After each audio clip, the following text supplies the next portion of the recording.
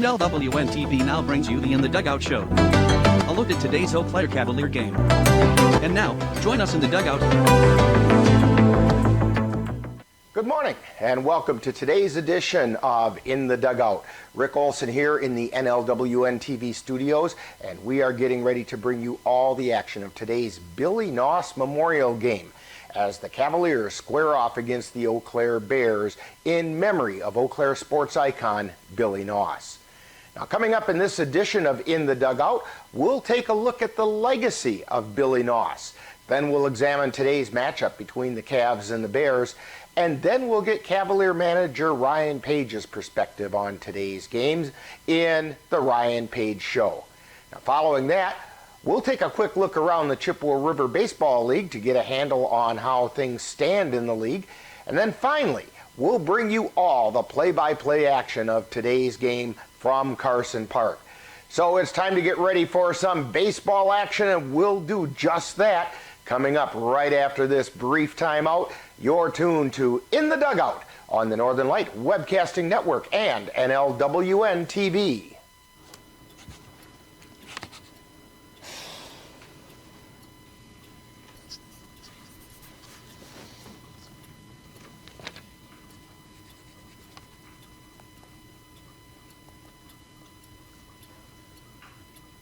If you love them enough to relearn math so you can teach them math, then surely you'll check nhtsa.gov/the right seat to make sure they're correctly buckled in the back seat.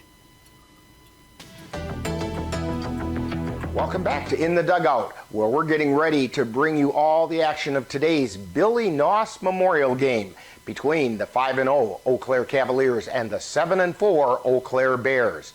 Now, anyone who has been to a sporting event in Eau Claire had probably had the opportunity to meet Billy Noss. Billy was known for his enthusiastic demeanor and was a fixture at local athletic events, shagging balls and helping direct traffic. And he passed away back in 2018 at the age of 78. During his life, Noss became one of Eau Claire's most familiar faces. In addition to tracking down loose balls at baseball games played by the Cavaliers and the Bears and local high school teams, Noss was present at many local high school basketball contests and worked security at other events. Billy was also a Special Olympics athlete, and he would quickly regale you with a play-by-play recount of the most recent Special Olympics softball game that he played in. Billy was known for more than that in his history of shagging balls hit out of the play area in baseball games. He was a consistent security worker at Country Jam USA and other events. In addition, he received an honorary lieutenant designation and assistant director of public relations at Carson Park from the Eau Claire Police Department. He's such an inspiration, especially for emergency services. He has such a good, pure heart, and the reason he helps out is just because of his service community. He just wants to be there and help people, and that's what really drives his motive behind being here and really helping out all the time when we have community events. So, for that reason, Billy, I've got something here that I want to read to you. Okay.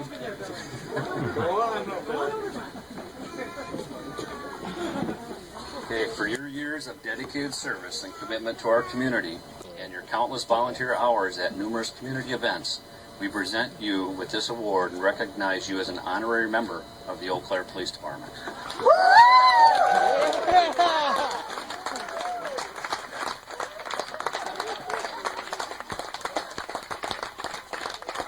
That's not it. We got one more thing. What's the one thing that you've always wanted? A badge!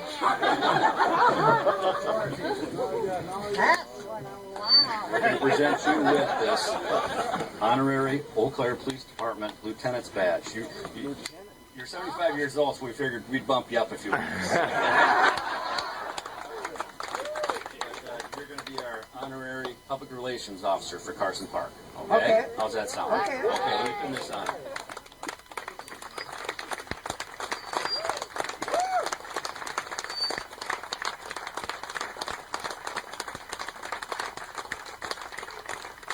There we go. It's official. Thank you. Billy was a fixture at high school and collegiate basketball gyms across the region, where he often accompanied local sports radio announcers Dave Hansen and Hayes Callahan. After Billy's passing in 2018, the Cavaliers and the Eau Claire Bears teamed up to create the annual Billy Noss Memorial Baseball game. A portion of the concessions proceeds from today's game will be donated to the Eau Claire Adult Special Olympics Agency number 306 in honor of Billy Noss. Also, a vest very similar to the one always worn by Billy will be retired to commemorate Billy Noss during the 7th inning today in collaboration between the Cavaliers, the Eau Claire Bears, and the Eau Claire Express. Now, coming up next on In the Dugout, we'll take a look at today's matchup between the Cavaliers and the Bears. That's coming up right after this timeout. You're tuned to In the Dugout on the Northern Light Webcasting Network and NLWN-TV. When I was in foster care, I never knew when I would have to move, so I always had my suitcase ready to go. Then one day, I was adopted. My new parents opened their hearts and home to me. My parents cook my favorite breakfast for me every morning. My parents take me on trips I never thought I would go on. They gave me a home and an even better reason to use that suitcase. My parents aren't perfect, but they're perfect for me. Welcome back to In the Dugout, where we're getting ready to bring you all the action of today's Billy Noss Memorial Game between the 5-0 Eau Claire Cavaliers and the 7-4 Eau Claire Bears. The Cavaliers are coming off a 7-0 non-league win game over the Osceola Braves last Wednesday. Now, the Cavs were led in that game by Carter Hesselman in his first 2021 Cavalier appearance, and he was the winning pitcher as well as being the starting pitcher. And they were also led by the towering home run by Tanner Halverson, who connected with the long shot, which is the first homer for the Cavaliers this season. Now, Hesselman went 5 innings on the mound, followed by 2 innings from Austin Goach and 2 innings by Paul Petit. Now, coming into that game, the Cavaliers were being led at the plate by Mitch Voller, who is hitting at a .615 average. Cole Tyman was hitting .308 with 2 doubles, and Jalen Williams has also accounted for a pair of doubles. On the mound, the starting pitchers are led by Hesselman with a 0.00 ERA. He's followed by Kendron Gulo with a 1.12 ERA and Jackson Vance, who is at 1.80. The Bears are coming off a doubleheader sweep over the Beef River Bullfrogs by scores of 3-2 and 10-5. The Bears got off to a slow start this season, dropping their season-opening non-league game against the Eau Claire Rivermen, and then splitting a doubleheader with the Jim Falls Sturgeons. Since then, however, the Bears seem to have righted the ship by winning 6 games in a row. Now, coming into today's game, the Cavaliers are riding a 5-game winning streak, while the Bears are on a 6-game winning streak. Today, something has got to give. Now, coming up next, following this timeout, we'll get manager Ryan Page's perspective as we chat with him on the Ryan Page Show. You're tuned to the In the Dugout show on the Northern Light Webcasting Network and NLWN-TV. Being prepared is a part of who you are, but it's especially important in the case of a disaster. Be informed about possible emergencies in your area. Make a plan that covers where you'll go in an emergency. Build a kit with the things you need to survive. There's no one more capable of planning for your situation than you. Start your plan today. Go to ready.gov/myplan.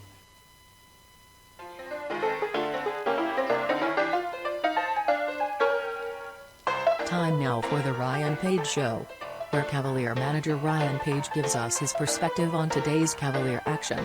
And now, the Ryan Page Show. We're talking with Cavalier manager Ryan Page. And Ryan, before we get into today's matchup, Back on Wednesday, the Cavaliers defeated the Osceola Braves 7-0 in a game that we did not carry here on NLWN-TV. So the Cavaliers are now 5-0 on the season. How about filling us in on the Cavalier effort in that game? Oh, it was great. We home run of the season, so it was good to see some of that power coming back that we've been missing early. Pitching was outstanding. Carter Husselman threw a great job through 5 innings, and Austin Getchku and Paul Petit came in and finished it up for us. So it was a good overall team win. Everybody got in, so it was good. Now, again, the Cavaliers got another fine pitching performance. This time it was by Carter Hesselman. Now, that means so far this season, the Cavalier pitchers have amassed combined ERA of 1.70. Can you give us a rundown on your pitching staff, maybe the starters, relievers, closers, etc.? Yeah, like I said, we're still trying to figure out what's going to be our starting rotation. But so far, I mean, can't argue with that ERA, can't complain about it. We got Carter Hesselman, Jackson Vance, Ben Bergman has pitched games for us out of the starting role. I'm looking at Chase Bradle, that's probably going to be coming out of the bullpen. Paul Petit will be a normal starter for us, for sure. And right now, like I said, we got a lot of young guys coming in right now that we're still trying to take looks at to figure out exactly what role those guys are going to be in. Now, it appears as though the Cavaliers are kind of a dying breed as they're willing to play small ball, using the tools of base stealing and bunting to move runners around rather than rely on the home run. Who are some of those Cavs that we should be looking for to make pitchers kind of nervous once they get on base? And maybe tell us a little about your philosophy between small ball versus long ball. I'm an old school baseball guy, so I definitely like the small ball role. Obviously, home runs are great when you can get them. The fact is, usually at this level, there's not a whole lot of teams that can just rely on that long ball here. I think we've shown so far this year that we're not afraid to steal, and we're going to make sure that those catchers are aware of it, that the pitchers are aware of it, make them a little bit nervous. And like I said, with how young we are, we got a lot of guys that can run. Zach Stang is going to be able to steal a lot of bases for us this year. Tanner Halverson again. I can't remember exactly how many stolen bases we had against Cadet, but I mean we were off and running pretty much the whole game. So we're going to keep on putting pressure on us. Well, you mentioned Zach Stang, and one of the things defensively that I saw with him out at shortstop is his range. In fact, you've got a pretty solid defense up the middle between either Paul Petit or Zach Stang at shortstop and Cole Lekvin over there at second base. Can you tell us a little more about the way your infield's going to line up? Problem early on, but seeing what we've got for guys and getting guys in when we have, I've got a good problem to have, and that is even my backups can play, and they're definitely going to be pushing those starters, and they're going to be trying to get in that starting role all year long. So, like I said, it's a good problem. I'm excited to see what I've seen. Now, today the Cavaliers are facing crosstown rival the Eau Claire Bears, and the Bears kind of got off to a rocky start this season, but they seem to have things rolling as they're riding a 6-game winning streak. What challenges do the Bears present? I mean, the Bears don't change much from year to year. They're always good. They're always going to have pitching, and the guys are always going to be able to swing the bats and hit pretty well. One game this year, the Bears had a little bit struggled defensively, so we can take advantage. And but like I said, I mean, it's going to be a great game. It's going to be a lot of fun to be out there with them. Now, this is also the annual Billy Noss Memorial Day. Can you tell us a little about Billy and the Memorial Game? Well, Billy was a longtime ball boy and bat boy for the Cavaliers. And then when he stepped away from the Cavaliers, he got picked up by the Bears. So about 4 years ago now, when he passed, we got together with the Bears and we decided, hey, we always play each other on Memorial Day. Let's make this game for something. So Chippewa Valley Sporting Goods is real nice, and they donated a trophy for us that the winner takes home and keeps for the year. and then we get the score of the game etched into a plaque on the trophy. And but the big thing with that we do is all of our proceeds go towards Special Olympics here in Eau Claire in Billy Noss's name. So win or all of our lose? admissions. So basically, win or lose, both teams come away winners, as does Special Olympics after a game like this. You bet. Yep. Like I said, this one's all for charity. Even the Eau Claire Express here are donating a portion of what they make on concessions that game.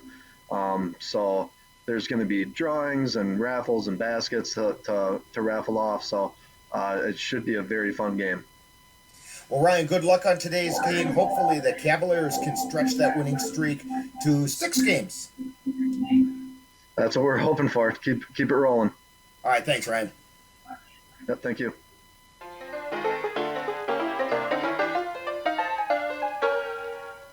You've been tuned to the Ryan Page Show with Cavalier manager Ryan Page's outlook on today's Cavalier action. Stay tuned. More in the dugout is coming right up. Roll over. Chance high five. All right. When you adopt a shelter pet, you discover all the things that make them unique. And your mother and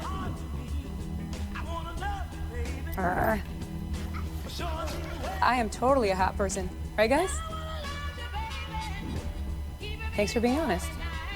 They're a little bit of a lot of things, but they're all pure love. Adopt pure love at theshelterpetproject.org. Welcome back to In the Dugout, where we're getting ready to bring you all the action of today's Billy Noss Memorial Game.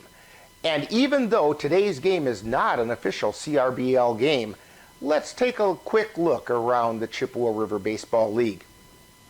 On May 16th, Chippewa Falls Lumberjack pitcher Levi Schaller made the highlights again as he struck out 18 in a 3-2 win over the Bloomer Woodticks. Now, as we look at the CRBL standings, we see the Cavaliers are still leading the North Division by mere percentage points over the Chippewa Falls Lumberjacks and the Tilden Tigers. The Bloomer Woodticks are 4.5 games back, and the Cadott Red Sox are tied with the Jim Falls Sturgeons for 5th place, 6 games out of first. In the South Division, the defending champion Osseo Merchants are leading the way with a 1-game lead over the Whitehall Wolves and the Eau Claire Rivermen. The Bears are 1.5 games back, and the Beef River Bullfrogs are 7 games out. The Cavaliers are looking to continue their 5-game winning streak. Even though this game isn't an official league game, it gives the Cavaliers the opportunity to work with their young players and get their collegiate players to get this young team to gel into the powerhouse that they're hoping for. Now, the Bears, on the other hand, are hoping to continue the momentum that they're building after the slow start that they got off to at the beginning of the season. In addition, these two teams are crosstown rivals, so the stage is set for some exciting Cavalier baseball, and we'll have all the action of the game for you right here on the Northern Light Webcasting Network and NLWN-TV. In just a moment, I'll be joining our crew out at Carson Park as we'll bring you all the action of today's Billy Noss Memorial between the Cavaliers and the Eau Claire Bears. That's all coming up next. You've been tuned to In the Dugout on the Northern Light Webcasting Network and NLWN-TV. This is the story of a boy who is very sensitive to lights and sounds. So he built secret hiding places where nothing could get in. The boy didn't like looking people in the eye. It made him feel uncomfortable. One day, he found out he had something called autism. His family got him help. And slowly, he learned how to live with it better. Early intervention can make a lifetime of difference. Learn the signs at autismspeaks.org. You've been watching the In the Dugout show with a look at today's Eau Claire Cavalier game. This has been a presentation of NLWN-TV. Stay tuned. Coming up next is live Eau Claire Cavalier Baseball. I want to eat apples and bananas. I need to eat apples and bananas. Why can't I eat apples and bananas? Support the Feeding America nationwide network of food banks to help provide meals to those in need. Join us at feedingamerica.org.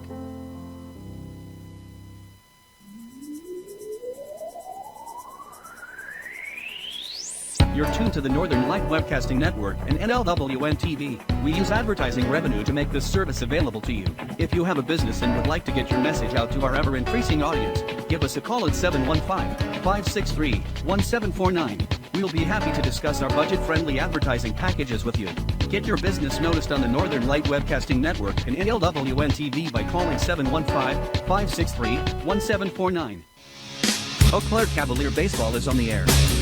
NLWN-TV proudly presents today's Eau Claire Cavalier game. Help us celebrate 50 years of Cavalier baseball as they battle their way through the Chippewa River Baseball League. And now, out to the ballpark for coverage of today's game.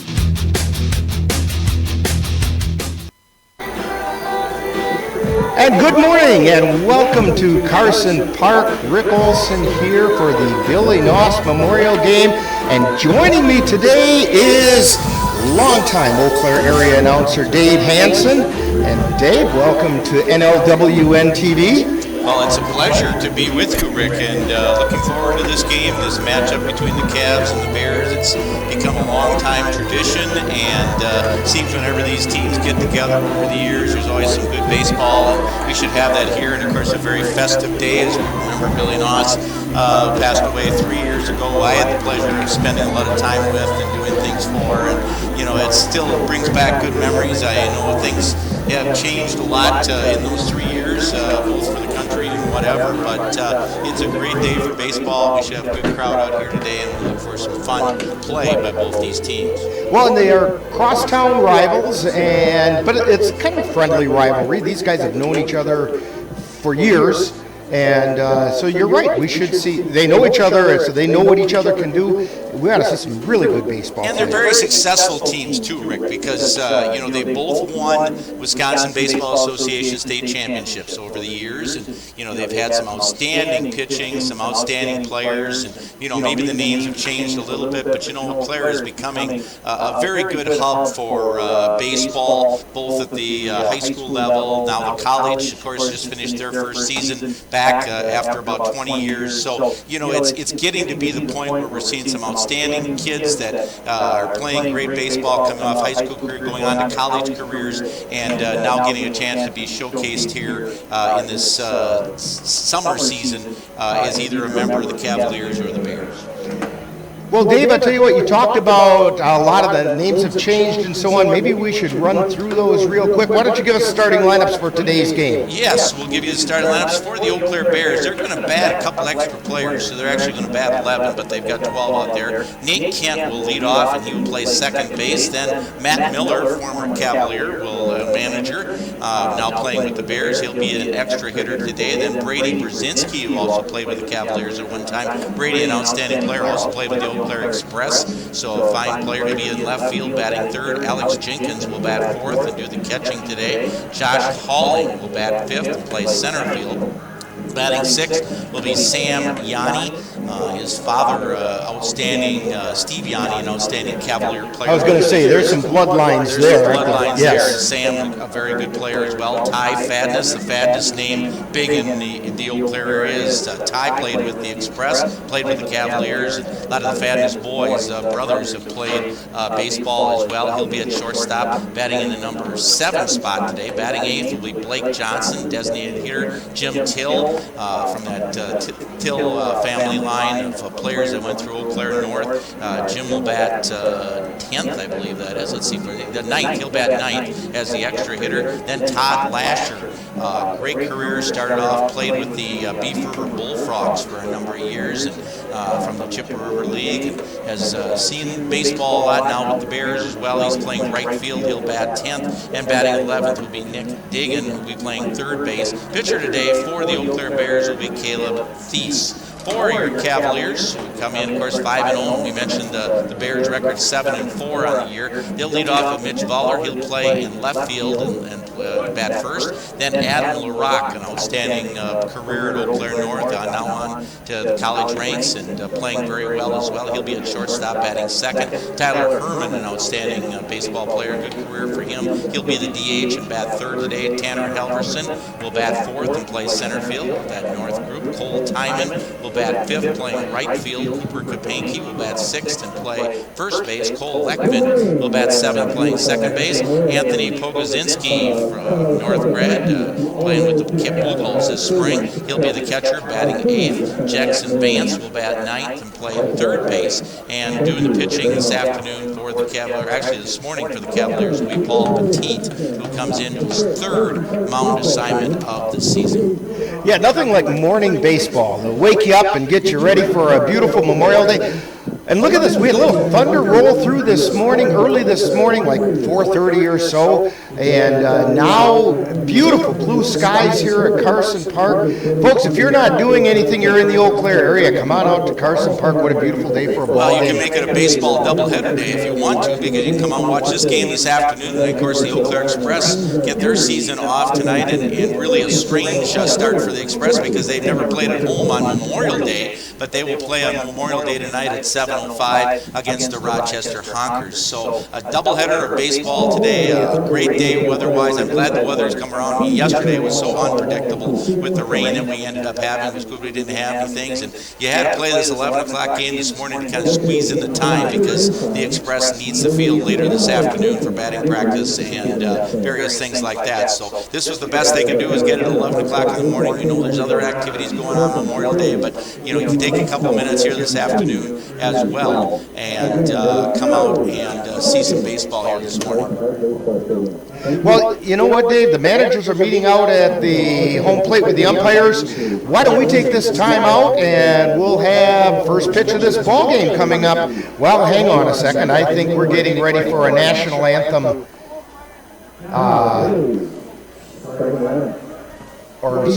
We have some dignitaries, so to speak, coming out on the field. The Special Olympians coming out. Yes, coming out all in Billy Noss jerseys. And you know what? We are going to take that timeout because they're giving the starting lineups right now. So we'll take that quick timeout. You're tuned to Cavalier Baseball on the Northern Light Webcasting Network and NLWN-TV.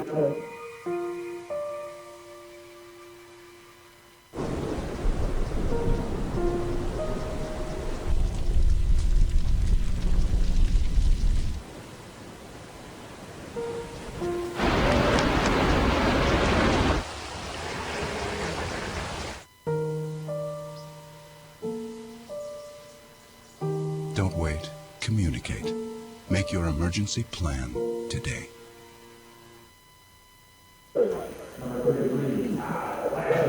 And we're back here at Carson Park. Rick Olson along with Dave Hansen and Monroe on the computer doing the switching, and Cassie Nelson doing the camera work once again for us. And we are just getting ready to get things started. We're about ready to get the Cavalier lineup announced to the crowd that's on hand today. And a nice crowd. We've got some people sitting in the stands along the first base bleacher area. I'm not sure what the third base side looks like, but there's a few out there catching some sunshine over there. Picking up some sunshine, and hopefully the weather conditions are good. I know the forecast was maybe some possibilities later this afternoon, but I think we're going to have plenty of time to get this game in this afternoon. High is going to be in the 70s, and it should be a great day as well today there. And when I looked at that forecast, I looked at, they're saying late this afternoon possibly, but by the time the Express play tonight, it's supposed to be cleared out and everything's supposed to be fine again. Right, and the nice thing about it, this field is in great shape. There wasn't any games on it for 2 years, and it really made a difference out here in the field. Normally the bleachers were moved out to the outfield and left field, and you always had kind of the markings from the outfield from those bleachers that would be on the field over the winter, and then they would have to grow back the grass. But with no bleachers being moved over for football in the last couple of years, the grass has been able to, regularly grow and get really fine. And this field looks in the best shape I've seen it in a long time. Well, from our vantage point, it's absolutely beautiful out there. I mean, baseball fields, and I'm a little prejudiced about this, but baseball fields by nature are sights to behold. The green and then that tan of the sand going around the infield. But they're beautiful sights, and Carson Park is one of those to be beheld. And I think we're getting ready for today's national anthem. Now, would you please rise and move your hats on America for the playing of our national anthem.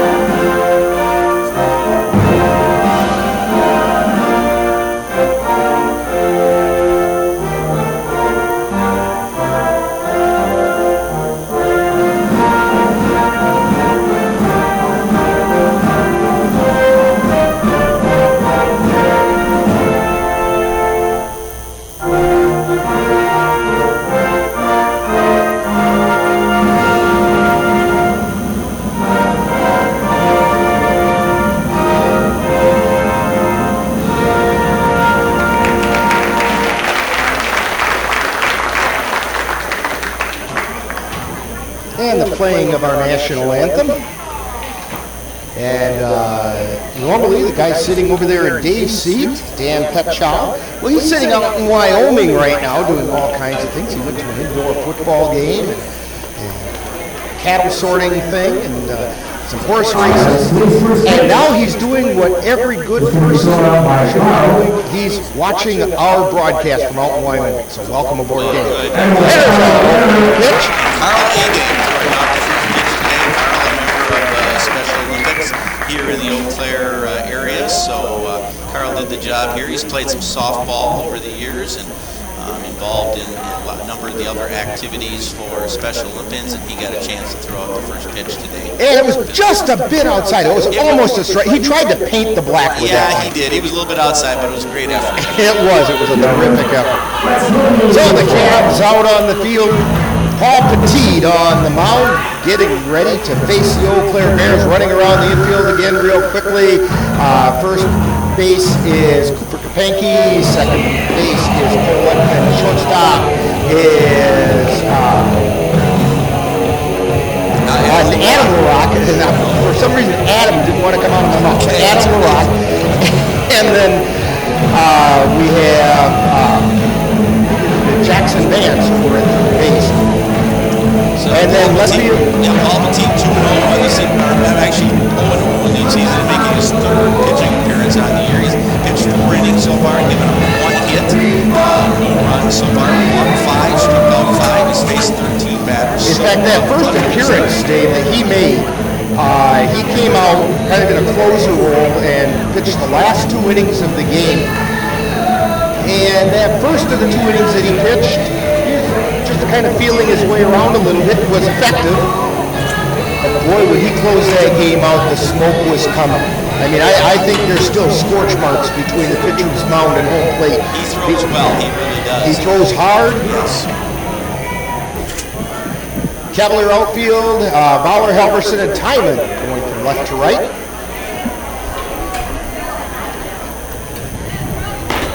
And the throw down to second, and we are just getting ready to get things started. Leading off for the Eau Claire Bears, the second baseman, Nate Kent. Native product of Altoona, Steve Kent doing the PA here, does the campaigns, taking over the last few years for the Cavaliers. And Nate, player out of the Altoona High School baseball program, which has got to be a good one as well, under now Craig Walter, former Cavalier and former college coach as well. First pitch is just a little bit low and outside for ball one.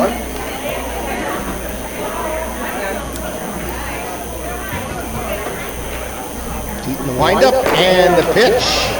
That's a strike call over the outside corner.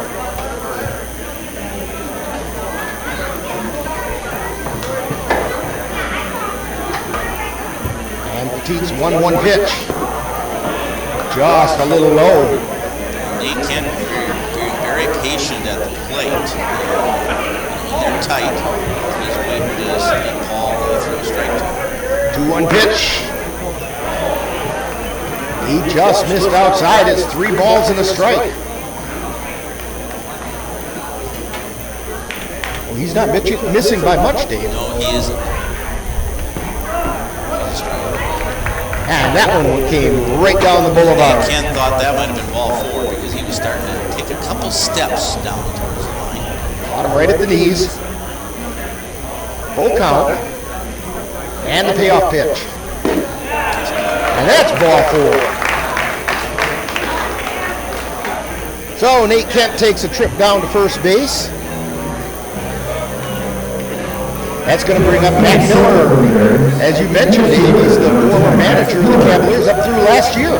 Yep, and one of the things that Matt couldn't do, really, being a part of the manager of the Cavaliers, he played some, but he could play non-conference games. There was kind of some restrictions as far as him playing some league games. So now this gives him a chance to get out and play, not have to worry about the manager duties, and get back to shining out there as a player as well. He's a fine player in his own right.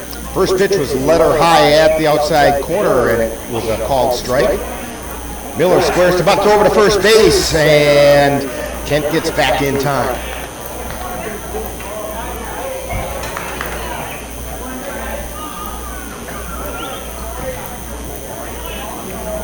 Teat looks in for the sign. Throw back over to first.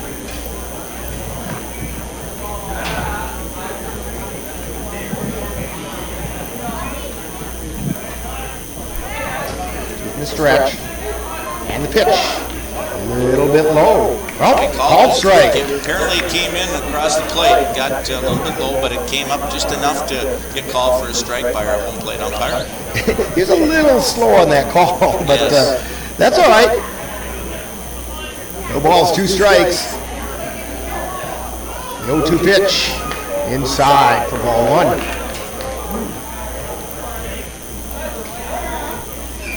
Teddy Joas there. I'm trying to remember my names here this morning. Teddy Joas behind the plate. Our umpire Paul Osmond on the bases this morning. And pitch swing and a miss for strike 3. So Matt Miller goes down swinging. That was good. So he had some mix and some heat on it. Matt took a big swing at it and struck out. Well, that high fastball looks awfully tempting when it's coming in.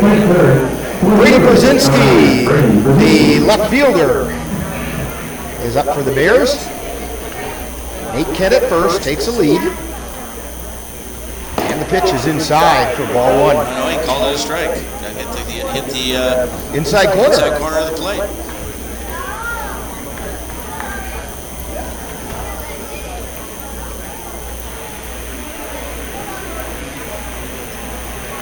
Teat's pitch, swing and fouled off.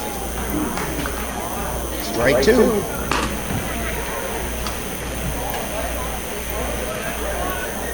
Paul Petit, probably one of the hardest throwing pitchers that the Cavs have. Yes, he is. He throws the ball very hard, has good control, and good command of his pitches. Petit at the belt. And the 0-2 pitch popped out and it's going to fall in to short left field. Picked up out there by LaRock and gets back into the infield. Brzezinski didn't really get a lot on that ball, but just enough to get it over the infield and between the infielders and the outfielders, and gets the base hit. So the Bears have a couple runners on base at first and second. Alex Jenkins coming up. Big kid out there at second base. Brzezinski at first. Jenkins, I believe, an Altoona product as well. And of course, the Bears aren't playing their home games over at Center City Park over there in Altoona. They've got a nice facility over there as well, so they play the games over there. Jenkins Hawkins, I remember him playing really well, playing with the Altoona Legion a few years ago. He's the center fielder. And a shot out into right field, hooking foul. And, Cole Timon had a good beat on it, so I wonder if that ball would have been a little bit straighter if he would have had a chance to make a catch. He was pretty close to the line, He was hugging the line there on that play. That ball did go foul. But as they say, it's nothing more than a loud strike. That's right.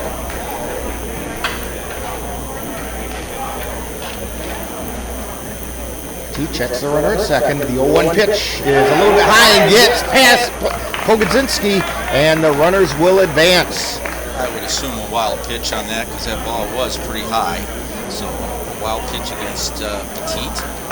Moves the runners to second and third and into scoring position here for the Bears.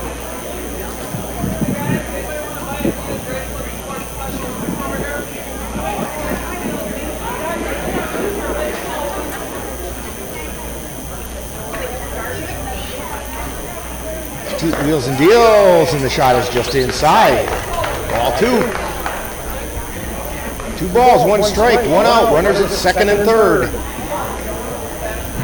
Bears with a threat on top of the first. And a shot out in the left field, and it's right at Bauer. And the throw to the plate is not going to be in time, so it goes in the book as a sacrifice fly. And wisely, Nate Kent, saw that ball that was going to be caught. He got back to the bag so he could tag up, and got a pretty good jump before the ball was released to the throw. I mean, it came down to the home plate area, but he had beaten the throw, and the Bears take an early 1-0 lead. That's going to bring up Josh Hollings, or was that Hollings? It wasn't out. 2 outs in the inning. Yep. So Hollings is up. Hollings is the center fielder. I think I said in the last, when Jenkins was up, he's the catcher. He's the catcher. Yeah. This is what happens when I look through the wrong part of my bifocals. Yes. Numbers jump to different positions. I have those bifocals too. You know what I'm talking about I know then. what you are, Brother Rick, but not that bad for me. I can handle them pretty well. I think the hardest thing was getting used to making sure everything was straight on the scoreboard when I started looking at it. But it's okay now. It's fine. Yeah, you can get real creative scores sometimes if you look at them weird. You could. No balls, 2 strikes to Hollings. Brzezinski on second. And a strike 3 call. That one came right down the boulevard. 1 run, 1 hit, 0 errors, and 1 left on base. And so we played a half inning. The score, the Eau Claire Bears won, and the Cavaliers coming to bat. You're tuned to Cavalier Baseball on the Northern Light Webcasting Network and NLWN-TV. If you've been admiring the freshly groomed look of a baseball field, or the stunning appearance of a golf course, remember you too can have a lawn with the same beauty by simply calling Midwest Environmental Consultants. Their professional lawn care experts can bring your lawn to its full beauty and appearance. Call Midwest Environmental Consultants at 715-586-1302. Let Midwest Environmental Consultants help make your lawn the showplace of the neighborhood.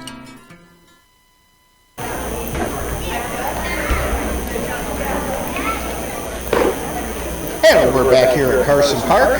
Rick Olson along with Dave Hansen sitting in for Dan Petschau. And Dave, you're doing a heck of a job. Well, thank you. It's been a while since I've done a little bit, but I mean, all the PA experience that I get, the public address experience that I get, I've got my share of watching some baseball this year, which was kind of good after a couple of years to get back into it a little bit. Well, got through the college season, which, only turned out to be 5 wins, but, the biggest win of the season for the UW Eau Claire Baseball team was their victory over, at the time, ranked number 3 in the country, UW Whitewater. Yeah, they were pretty excited about that. They were pretty excited about that one, and Whitewater was the only team to qualify for the NCAA tournament. They won the conference tournament, were the only teams selected from the WIAC to participate in the NCAA tournament, which they're participating this weekend, actually hosting NCAA tournament regional this weekend. Well, leading off for the Cavaliers is number 2, the left fielder, Mitch Waller. Well, you get your 6-footer leading hitter, batting .615 on the year, you get him to lead off. He's had a great start, 8 for 13, coming in with 7 runs scored. That's the player you want to lead off. And the first pitch is a called strike.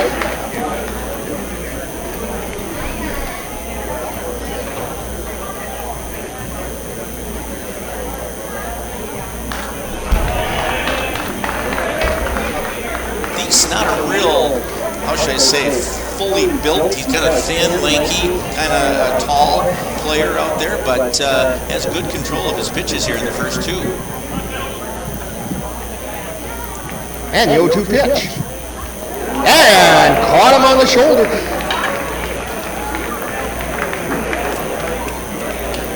One of the things we've noticed about being a batter for the Cavaliers, it can be rather dangerous. I think they've been hit by the pitch 12 times already in this young season. It happens, but you're not afraid to get hit. Get on base. If it's one way to get on base, it's a key. And this brings up Adam LaRocque, the shortstop for the Cavs, making his season debut for the Cavaliers. I'm sure he played spring ball someplace. Oh, I'm sure he did. Definitely did. Adam just an outstanding athlete. Multi-sport, but baseball is a big sport for the Huskies. First pitch was over the outside corner for a strike. Swing and a miss, strike 2. Fowler getting a big lead over at first base. Cavaliers have shown the tendency to want to run a lot this year, so don't be surprised to see Fowler make a stab at second base here.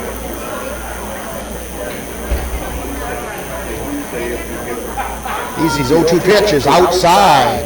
That was a great stop there by Alex Jenkins making that play. I mean, he really came up with a nice play there to prevent that ball from going to the backstop. 1 ball, 2 strikes, runner at first.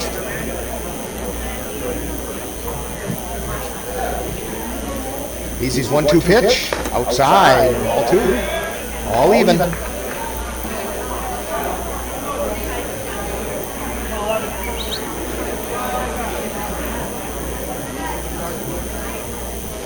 Easy looks in for the sign. Quick check over his shoulder at first. He's at the belt. And he makes a bluff move over to first. And he called the balk. He did not take his foot off the rubber before he made that move. And he made the move all in one. Chevy Tollison, the manager for the Bears, is coming out now to talk to Thies, or actually talk to the umpire as well. And the umpire is trying to explain to him exactly what I saw here. His move was a jump with both feet. He was thinking that took his foot off the rubber, but you got to take the foot off the rubber before you make your move. Paul Osmond, who a former major leaguer himself, or in the Twins organization at one time. And Paul has umped a lot. He's battled some health issues, and I'm glad to see him back out there. But he knows the ball game real well. And I noticed Chevy Tollison left the field without being too upset about things. Anyway, that puts Fowler out on second base. 2 balls, 2 strikes, and the 2-2 pitch. Inside. Full count to Adam LaRocque.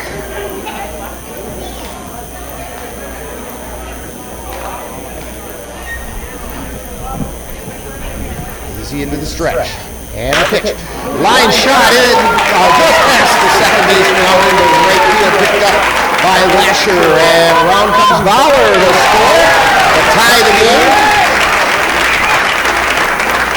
Rock getting that ball just past the outstretched glove of Nate Kent into right field, and Fowler just got on his horse, basically picked up the speed, came all the way around from second to score, and we're all even at 1.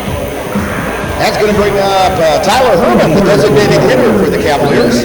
Long ball threat, Tyler Herman, good hitter, struggling so far 167 on the year, but just can have that average get up. He was one of the leading hitters for the Cavaliers last season. Sure was. And off goes LaRock, and he got a jump. He was halfway to second before the ball left Easy's hand. Yeah, very easy stolen base for Adam LaRock. Gets that one. Did a nice job on that play.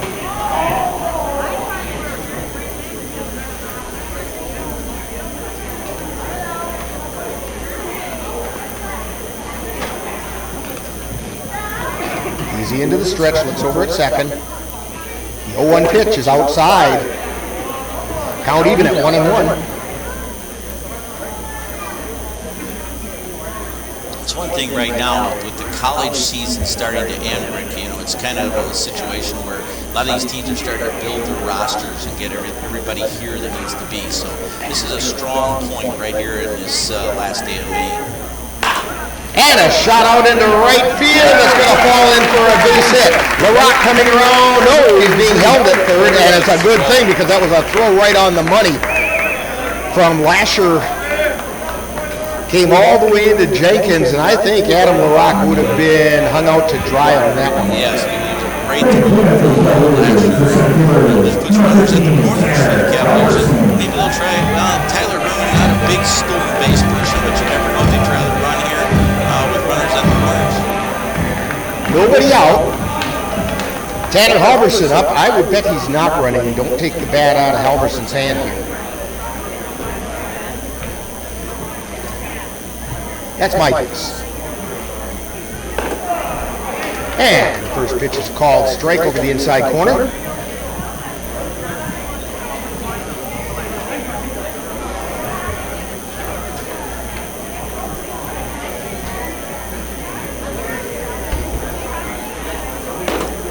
Pitch is just inside. 1 ball, 1 strike. Well, both the starting pitches for both teams have been tested here in this first inning of this game. Easy into the stretch. Checks both corners. And the pitch is fouled out of play. Off the right side.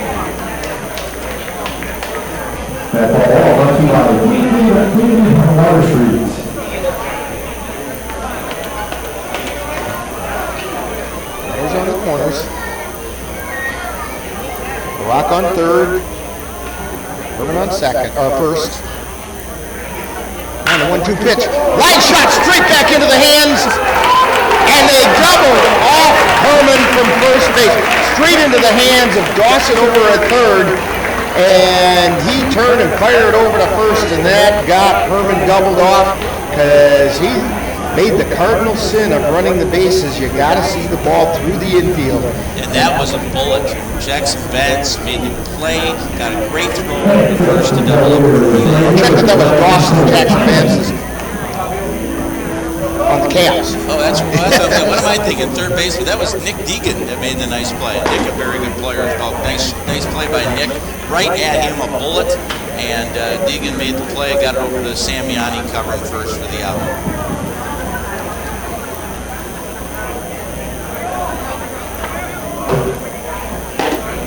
Pitch is inside, ball 2.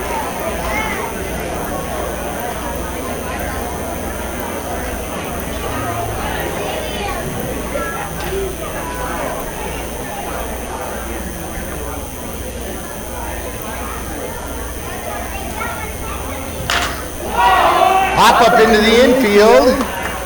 Circling under it is Fadness, and he makes the catch for the third out. So in the bottom of the first inning for the Cavaliers, 1 run on 2 base hits, 0 errors, and 1 left on base. At the end of 1 inning of play, it's the Eau Claire Bears 1 and the Cavaliers 1. And you're tuned to Cavalier Baseball on the Northern Light Webcasting Network and NLWN-TV. The Eau Claire Cavaliers would like to take veterans out to the ball game. That's right, as a thank you for your service, any veteran of the United States military can receive a lifetime pass for free admission to all Cavalier home games. Just come to Carson Park with your veteran identification, and the Cavaliers will issue you a free lifetime pass to all Cavalier home games. That's just the Cavaliers' way of saying thank you for your service.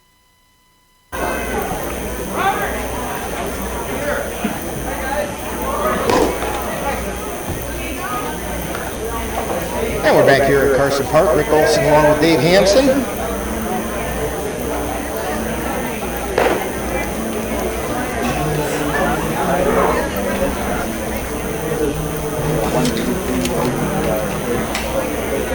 Number 6, 7, or 8. See if the Bears regain the lead. They scored 1 run on the top of the first. Cavs come back with 1 on the bottom of the first. Even game as we basically hit into the second. So that's good. As you said, that's good. Great first baseman Sam Yanni. You know, that's really hard for me to say Sam Yanni and not say Steve Yanni. We did this. We were playing this game many years ago, back in the '80s, and I remember calling Steve's name a lot. Oh, Steve was an outstanding player with the Cavaliers, and certainly a great career. And Sam as well now has had a good baseball background, and playing a lot of baseball since graduated from North. Definitely a good player. Good hitter. First pitch was a swing and a miss. And a swing and a miss again.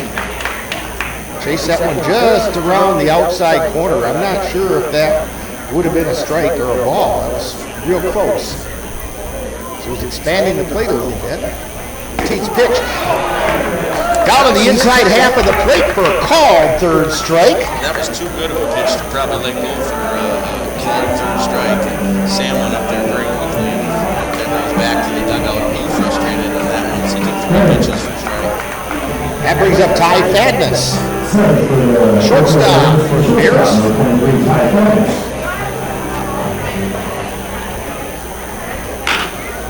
And chop. Foul down the first baseline. Fadness named big around the area. Of course, Marty Fadness, Rob Fadness, outstanding baseball players, doing good things in the community as well. Fouled straight back. There was Ty Fadness, Mickey Fadness. I think there was one girl, Anna Fadness, I think was a very good softball player as well. So good family all the way around. They knew their way around the base paths, didn't they? Pop straight back. Get your glove ready, Dave. Nope, into the net. I didn't think it was coming back that far up here. Yeah, I wasn't too sure. I was ready for that. It all of a sudden got big in my eyes, though. I think over the 40 years I did PA, I think I still do some PA here and there, but I think there's only been a few times I've gotten hit. But it's happened a couple times here and there. Just outside. As I was explaining that to Ann last week sometime, that yes, they do come back into the press box, and when they come through the window, they don't stop. They rattle around in the press box a little bit. Yeah, and you duck very quickly. Swing and a miss, strike 3. 3 strikeouts in a row here for Paul Petit, and 4 strikeouts on the day. Yeah. That brings up Blake Johnson. He's a designated hitter.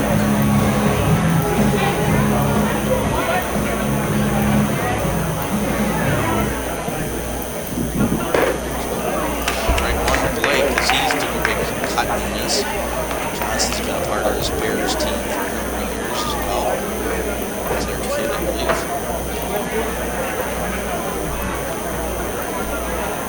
The 0-1 pitch, fouled off the facing of the grandstand.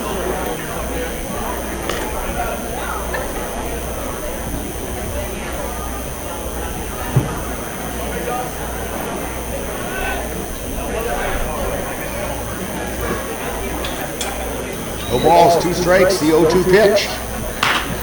Lined out into right field. Getting over there is Timon in foul territory. Makes the catch for out number 3.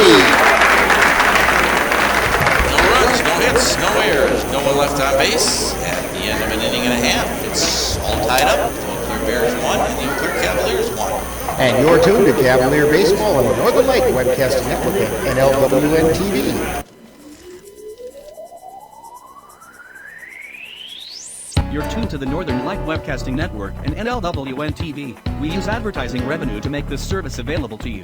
If you have a business and would like to get your message out to our ever-increasing audience, give us a call at 715-563-1749. We'll be happy to discuss our budget-friendly advertising packages with you. Get your business noticed on the Northern Light Webcasting Network and NLWN-TV by calling 715-563-1749. And we're back here at Carson Park. Rick Olson, Dave Hansen. Heading into the bottom half of the second inning. All tied up at 1. And just a beautiful morning here for baseball. You can see just a few wisping clouds in the sky. Very good morning for baseball. What's planned to be a full day of baseball here at Carson Park is the Eau Claire Express open up their Northwest League season tonight at home against the Rochester Honkers. That's a 7-5 start. There will be fireworks after the conclusion of the game. Fireworks during the baseball game and probably fireworks after the game as well. But good chance to see the 16th season of Express Baseball. And certainly a chance to get on out and see some good college baseball products. I guess they've got about 18 other players here so far, and build their team as they go along. It's college. It's not a lot of college baseball right now in the tournament phase of their season. And here comes Cooper Kapanke coming up for the Cavaliers. Cooper's one tall drink of water. Sure is. First pitch is in the dirt outside for ball 1. Nice hitter as well. Cooper on the season batting .444. Off to a good start.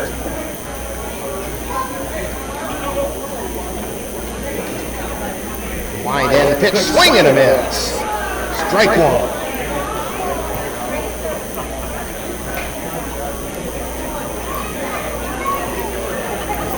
Easy leads in for the sign, the wind, and the 1-1 pitch.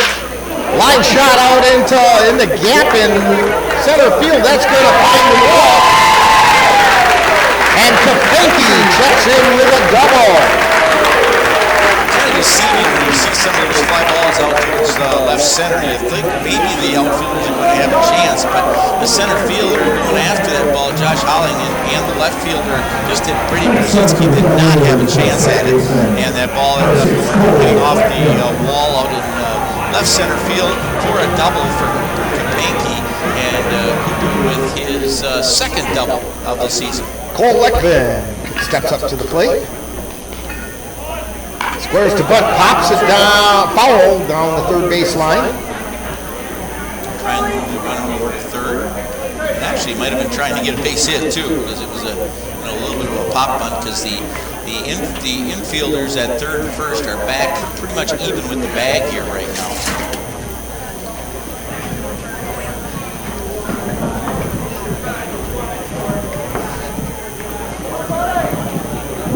So Easy checks the runner at second. And the 0-1 pitch, he squares to bunt again. This time he offers, and it's 0-2.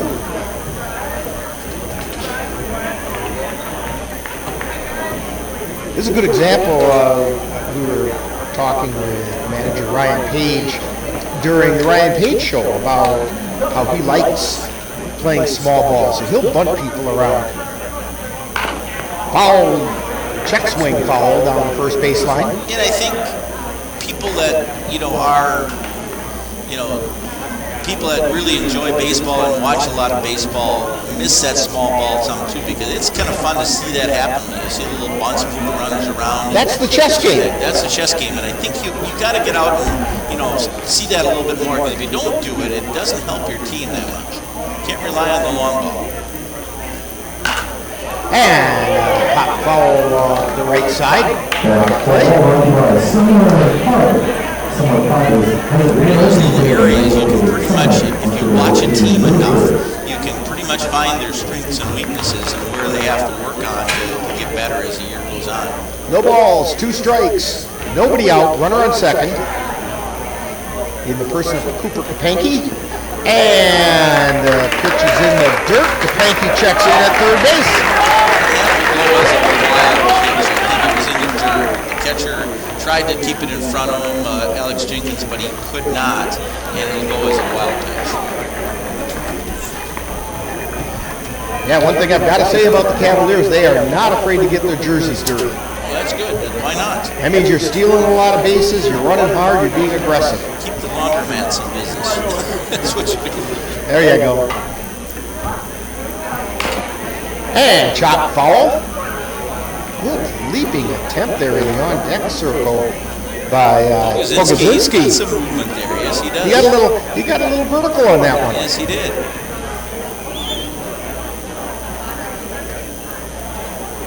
1-2 to Leckman. And the 1-2 pitch. Outside. Evens count up 2 balls, 2 strikes. This will be pitch number 8 coming up with this at bat for Cole Leckman, staying in there and doing a good job. You know, regardless of the outcome of this at bat, he's done his job by taxing the pitcher. Got the runner over to third as well. Pitch is low. Count is full now. Cutouts too, you never know.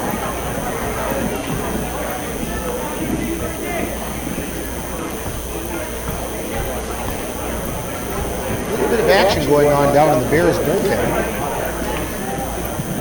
Payoff pitch. Line shot out into left center field. Moving over is Brzezinski, and he makes the catch.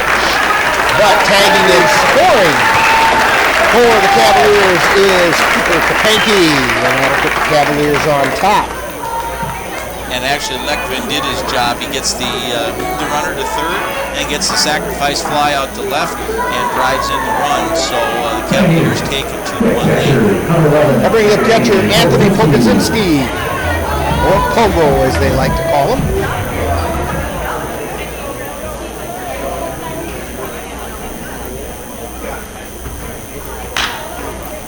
Long fly ball out into right field. Get the right fielder turned around, and he can't get it.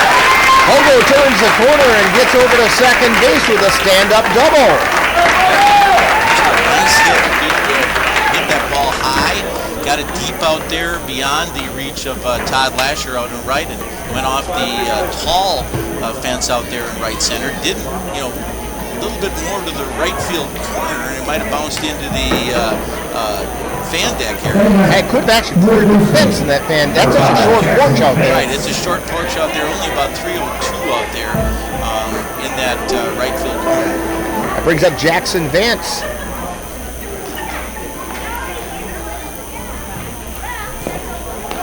First pitch is low and gets away behind the catcher. Throw down to third, and look at that. Anthony Pogozinski is in at third base. Pass ball there on that one, because that should have been handled by Jenkins. The catcher just did not keep that in front of him.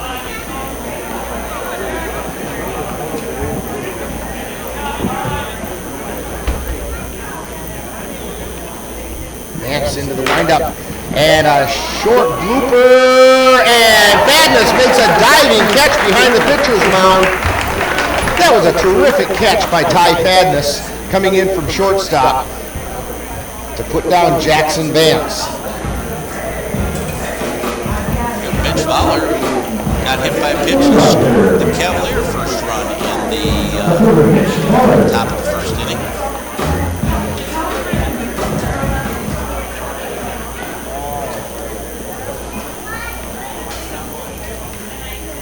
And the first pitch to Fowler is outside. Yeah, the Bears are moving somebody up right now, and I'm trying to look who it is, but I think it's Chevy Tollefson that might be getting more loose out there in the bullpen.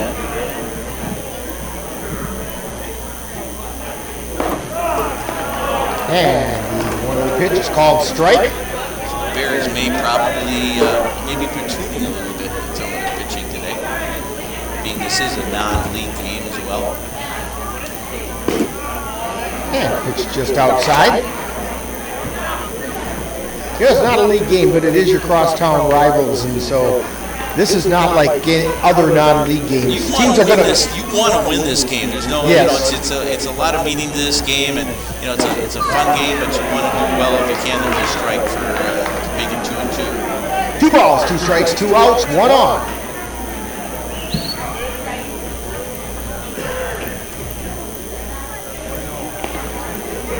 Easy's 2-2 pitch. Popped out in shallow right field. Moving over is Kent, and he makes the catch for the 3rd out of the inning. Well, in that second inning, the Cavaliers get 1 run on 2 base hits.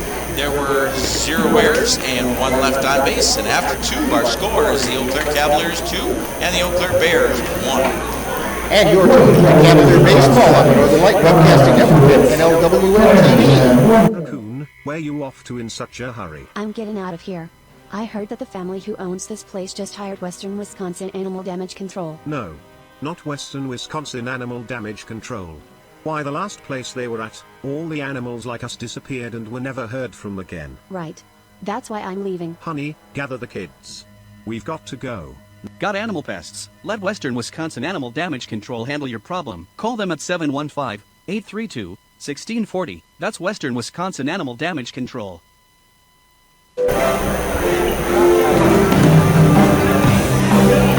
And back at Carson's Park, where the Cavaliers opened up a bit of a lead, 2-1 over the Eau Claire Bears. Head to the 3rd inning. For the Bears, we have Jim Till, and I believe it's going to be Todd Lasher and Nick Deegan. At the bottom of the Bears lineup, that's numbers 9, 10, and 11. We're adding 11. Happens in a non-league game situation is that teams will bat extra players, and they've got extra players get their players into the game. And this is one way that you get a chance to get a little bit of hitting for everybody, and get them kind of into the flow of the game and into the season instead of being on the bench. So it's a good way to do that. Doesn't happen, in the league games. The league games, of course, are at your 9, and you have your designated hitter or whatever. Pitcher, so it's a baseball game. But this is where you get to bat the extra hitters. Jim Till, one of the extra hitters for this Eau Claire Bear team, to come up to the plate. Jim Till is the hitter. Speaking of league games, last Sunday the Cavaliers swept the Cadott Red Sox by a score of 9-4. Chopper foul. And the other one was 4-1. Yasiel Merchant swept the Bloomer Woodticks 5-0 and 9-0. These Eau Claire Bears swept the Beef River Bullfrogs 3-2 and then 10-5. Whitehall Wolves swept the Jim Falls Sturges. Things must be really clean in the area with all the sweeping that was going on. There was a lot of sweeping going on, but some real good baseball games. Even the Cavs Cadott games were really close, and good battles all the way along, and certainly, you can tell maybe some of the talent level and some of these teams picking up some of these players, and makes a big difference. Fly ball out into left field. We've got Jackson Vance, or not Jackson Vance, falling over out there in left field. Mitch Ballard. Well, that ball, the wind is blowing out today, and kind of almost fooled Mitch out there because he made a great grab and he fell over as he did so. But nice catch for him. As that wind has picked up a little bit here this afternoon. The flags are at staff, but for this moment today. But good catch out there by Mitch Ballard for the first out. Yeah, I want to also remind you that the Whitehall Wolves on Wednesday defeated the Beef River Bullfrogs by a score of 11-0. And a lot of those teams coming up on both of the schedules of these, the Bears and the Cavaliers, as the season goes on. So a lot of exciting league play will be coming up during the months of June and July.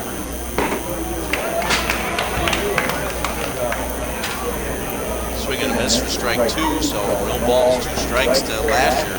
Lasher with good power. Like I said, started his career playing with the Beef River Bullfrogs. And a called third strike over that outside corner.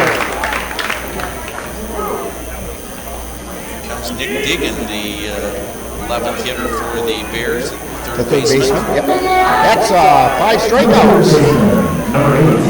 Yes, 5 strikeouts for Paul Petit. Yeah, he's had he's had at least 2 strikeouts in 2 of the innings. He's got 1 here. Maybe he'll get a second this inning to keep his streak alive.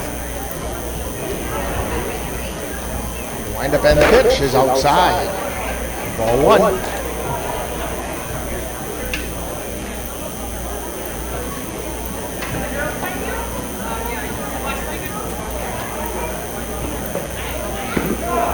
And the pitch is right down the pipe for a called strike. Teddy Joe's calling that low strike throughout the day, and I know it's kind of frustrated some of the hitters out there. Nick Diggin asking Teddy Joe's about that. And we have a fly ball out into left field. Backpedaling and making the catches Adam Rock. No runs, no hits, no errors, no one left on base. After 2.5, our score is the Cavaliers 2 and the Bears 1. And you're tuned to Cavalier Baseball on the Northern Light Webcasting Network and NLWN-TV. Let NLWN-TV and the Northern Light Webcasting Network take you out to the ball game.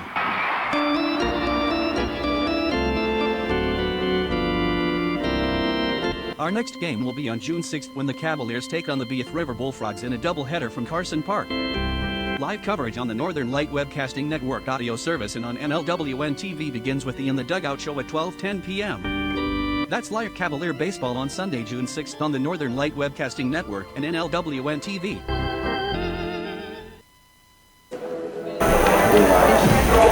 And back to Carson Park, there's the Osprey with a nice seat for this ball game, sitting out there over the left field fence on top of the light pole. And speaking of ball games, our next game we're going to carry Cavalier game is going to be broadcast on the Northern Light Webcasting Network and NLWN-TV next Sunday, June 6th, when the Cavaliers host the Beef River Bullfrogs in a doubleheader from right here at Carson Park. We're going to simulcast those two 7-inning games on both the Northern Light Webcasting Network audio service and our YouTube channel, NLWN-TV. And the In the Dugout show is starting about 12:10 p.m. and play-by-play will be at 12:30. That's more Cavalier Baseball coming up next Sunday. Baseball League scheduled to take on the Beef River Bullfrogs. That should be a good doubleheader here. We've got a new pitcher for the Eau Claire Bears, Chevy Tallison, who actually is the player manager for this team. He's going to be the pitcher. So the line is done on Caleb Thies. He went 2 innings, gave up 4 hits, 2 runs, 2 earned runs, walked nobody, struck out, no one, and Jimmy Tallison now getting the chance to pitch. Tallison Memorial grad, and he will be on the mound to face Adam LaRock here in the third. And LaRock steps in. 1 for 1 with a single and an RBI in the first inning. And first pitch is inside. Oh, they called it a strike. Get that out inside. You know, that's one of the things we were talking about in the last half inning about how some of the low strikes were frustrating some of the Bears. And, well, we'll get back to that point in a minute because there's a fly ball to straightaway center field.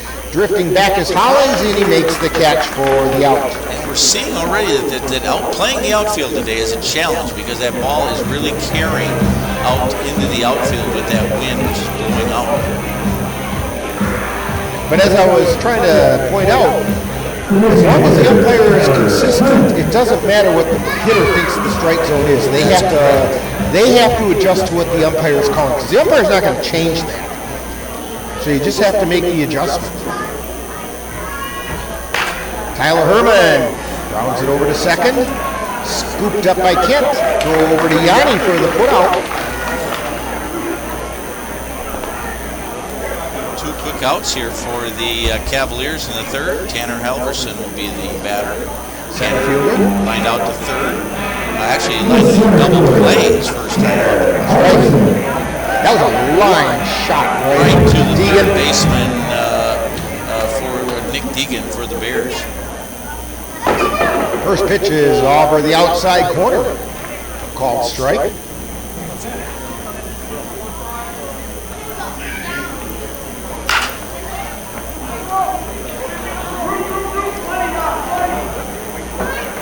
First baseman making that foul grab for the Bears, Sam Yanni. And a quick 1-2-3 inning for the Cavaliers in the third. No runs, no hits, no errors, no one left on base. And after 3, it's the Cavaliers 2 and the Bears 1. And you're tuned to Cavalier Baseball on the Northern Light Webcasting Network and NLWN-TV. Today I'm going to talk to you about physics. Come on in, girls.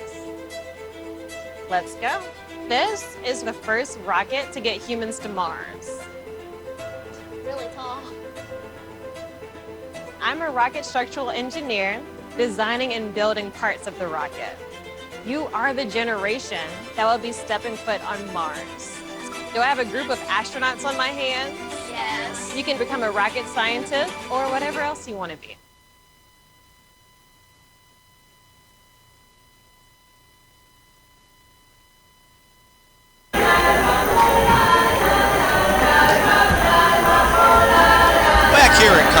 As we get set for the top of the 4th inning with our score, the Cavaliers 2 and the Bears 1. This is a celebration of Billy Noss, and this is Billy Noss Dedication Day, and there are a lot of people that maybe didn't get to know Billy. Billy was born in 1939 in the Wausau area, and came into the Eau Claire area around the 70s and 80s, and spent a lot of time out here at the ballpark. He was the ball shagger for the Cavaliers over the years, did the Eau Claire Bears shagging for them, did Legion games, went along with me for a lot of basketball games and various other sports. He was football for Eau Claire Regis, football, just did a lot of things over his career. He died in 2018 at the age of 78. What a career Billy Noss had, and what a contribution he made to Eau Claire sports in the area. And we're at the top of the order for the Bears, Nate Kent. Leading things off, he walked his first time up. This annual game set up starting in 2018, so this is the 3rd matchup between these two teams. I think it split 1-1. I'm not sure. I can't remember how that is. I have to go back and look, I guess. Very nice traveling trophy they have. Yes. For this. We got a chance to take a look at that before today's game. Cavaliers currently have it in their possession. Right, that might be too old. Then Cavs have done well with it. And line shot stopped by Petit. Picks it up, throws over to first, and the put out is made. And Paul Petit so far now with, 3, 6, 8, 9 consecutive batters. He'll face the only batter to get a hit off him so far, and that's Brady Brzezinski, or actually we're going to have off one hitter. There we go. Now it's Matt Miller coming up for the Bears. Miller struck out his first time up. That's right. And a ball strike at the letters on the inside corner.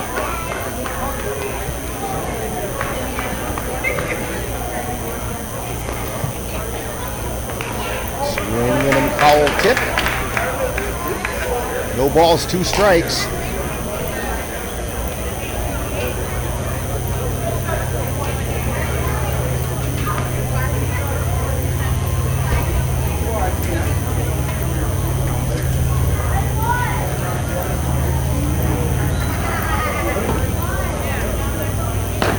Inside, ball 1. I made the proverbial scorebook mistake, in forgetting that they had 11. moved up the hitter and forgot the top hitter, so now we're back in line here. Just had to make a little change. That's why you do a scorebook in pencil, not in pen. I've learned to do that. And carry your own pencils with you. That's what you do. You never know when you need them. They get automatic. Folks, I know you can't see it, but Dave's got a big bag of pencils right in front of him. He will not run out. Ground ball picked up by the Cavaliers, throw over to first base. That was Vance on the pickup. Brings up Brady Brzezinski, who has the only hit so far for the Bears. That came on a single in the top of the first inning.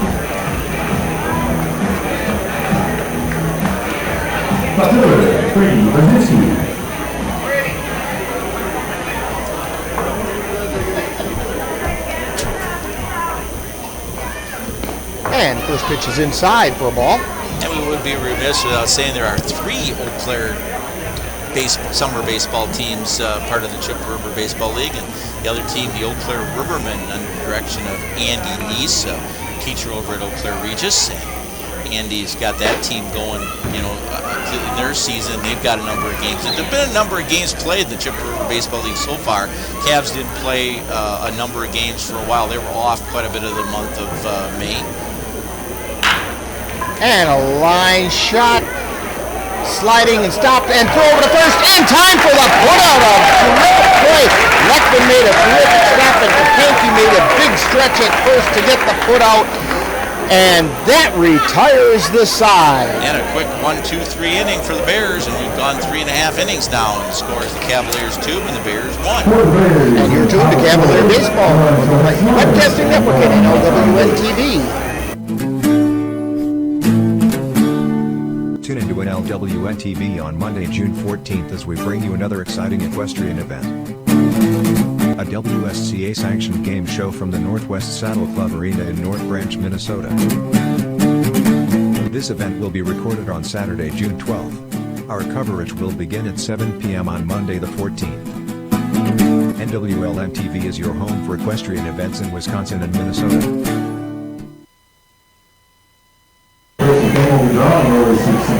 And we're back here at Carson Park, and I want to remind you that the Eau Claire Cavaliers want to let the veterans of the United States military know they can get a lifetime pass to all Cavalier home games simply by coming to Carson Park with your veterans identification, and the Cavaliers will be happy to issue you your lifetime pass. It's just the Cavaliers' way of saying thank you for your service. I know the other day when I stopped in for a game that we were not carrying last Wednesday, I stopped in and picked up my veterans pass, and I think it's a real nice thing the Cavaliers do. Have a chance to get a lifetime pass. So if you're a former player with the Cavaliers, or a board member or whatever, you can certainly get a lifetime pass. I have one that's around. I don't need one. I guess they know me, but anyway, you have a lifetime pass that gets you into all the Cavalier games and gets out to see some good baseball throughout the summer months. Absolutely, and it's a nice thing to do for those veterans. This is Memorial Day, and we're remembering those that did not make it home, but it's also a chance to remember those who did and served their country. Fly ball out into right center field. It's going to fall in for a base hit. And Timon is safe at first. That hit ball landed, took one hop right into the hand of Todd Lasher. And Todd couldn't do anything else as far as catch it. It ended up being a base hit for Timon. Hit number 5 for the Cavaliers. Brings up Kapanke. And Kapanke hit a double into left center field and then later scored his first time up.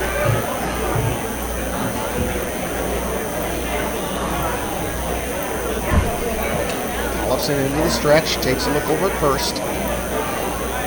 And the pitch, and that curveball, nice slow curveball that didn't break, took Kapanke right on the eye. So Kapanke heads down to first base. Timon moves over to second, and Cole Leckman comes up. Leckman hit a sacrifice fly to left field his first time up.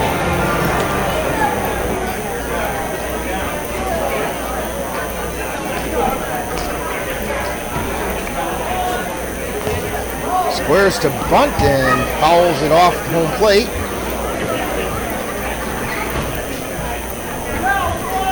Good opportunity to try to move both runners over. Ryan Page going through all the signs down at the third base coach's box. He squares but pulls back as the pitch was outside. 1 ball, 1 strike.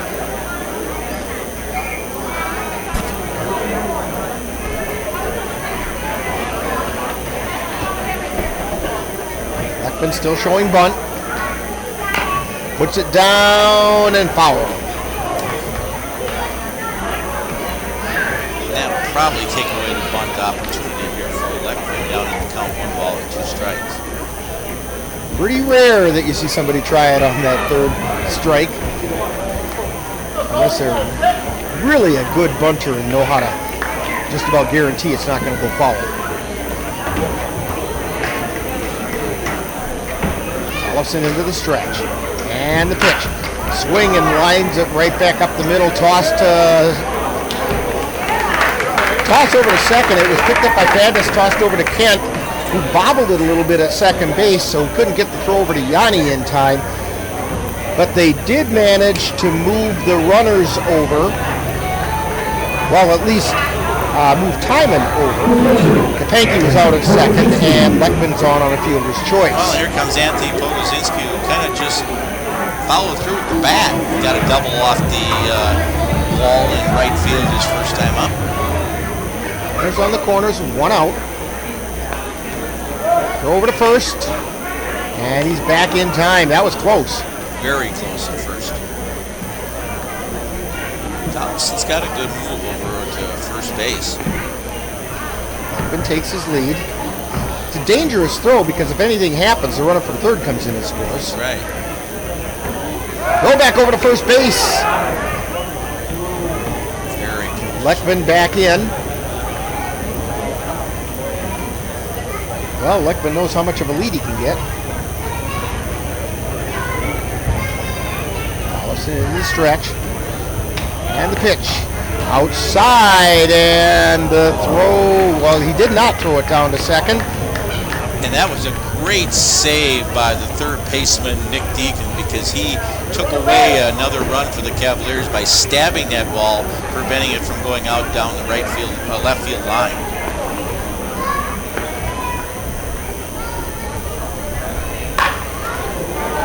Line foul down the right field line. Way out there. Timon over there on third. Looking at all these kids down the left field line in the batting cages, I think those are all, and they're all wearing Bear uniforms, so that's got to be the future of the Eau Claire Bears. There's a fly ball out into left center field. Finding the gap. No. Made by Brzezinski. A catch. And the runners tag in advance. Must have landed. It's going to be a sacrifice fly is what it will be.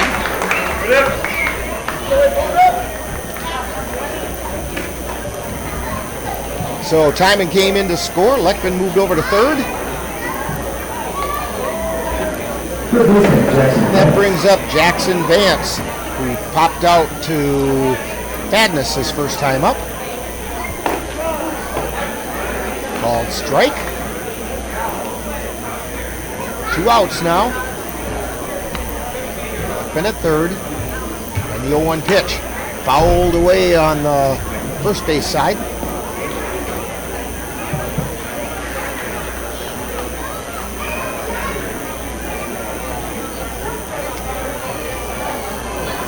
No balls, 2 strikes.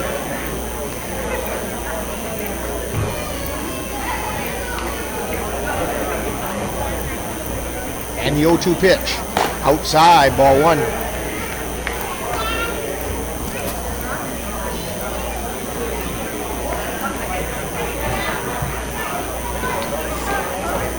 Allison working from the windup. Which is high. Counts even at 2 balls and 2 strikes. 2 outs. Runner on third. Cole Leckman out there.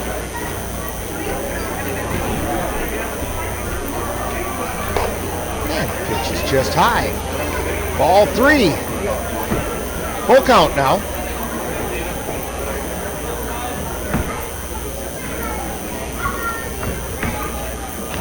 And the payoff pitch to Vance.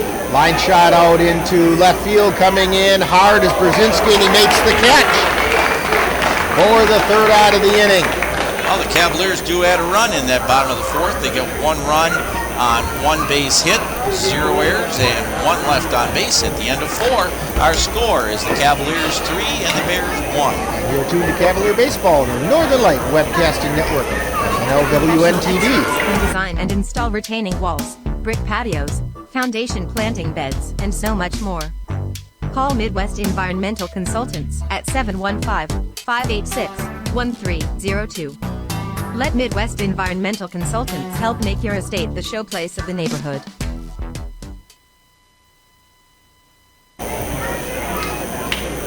And we're back here at Carson Park. Beautiful, sunshiny day for baseball. Yeah, just a perfect day, and I think the weather is turning. We're supposed to have weather in the 70s and maybe down to that 80-degree mark later in the week. So good time to get out baseball, really starting to get around. You know, we got the Bears, the Cavaliers. Memorial Day is the opening, is the unofficial opening of the summer season. That's right. And summer in Wisconsin, it does not get more beautiful than that. We're at a beautiful ballpark, enjoying.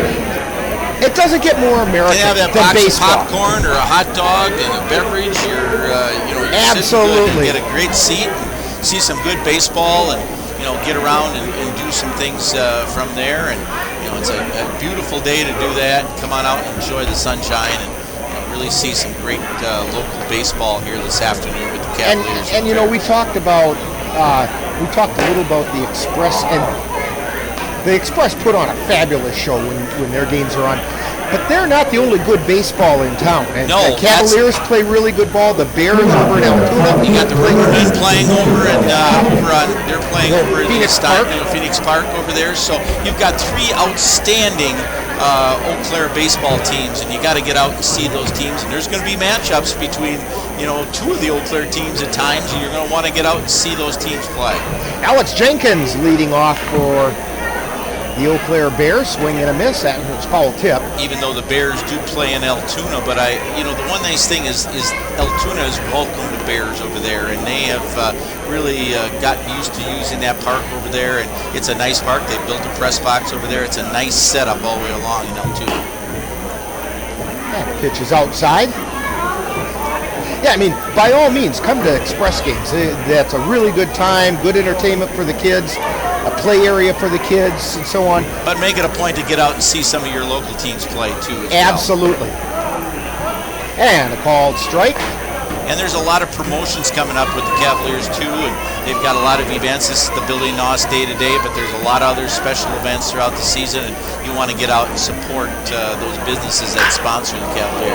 Fly ball out into right center field, falls in for a base hit. That's just the second hit of the day. That's not Alex Jenkins anymore. That's a different player. That was a different player. That was number 1, and I got to look and see who that is. That actually was, let's see who it was. It was number 1. That's a good question. Yeah, I don't have a 1 on my roster either. I don't have a 1 on my roster either. I'll have to find out who it was.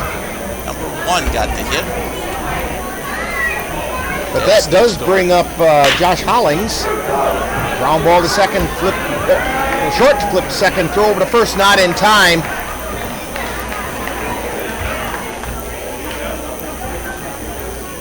So we have LaRock flipping it to Lekvin, and then Lekvin, kind of hung up in his glove a little bit. He tried to get the throw over to Pankey and didn't quite get there in time. Hollings beat it out by a step.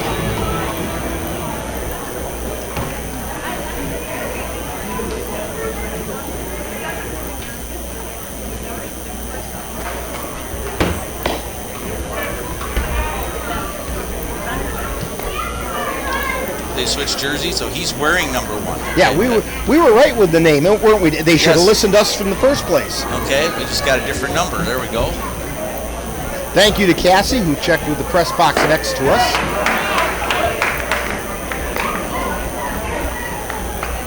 So Sam Yanni is up. Yanni's the first baseman for the Bears. Runner at first. 1 out. 1 ball, 1 strike.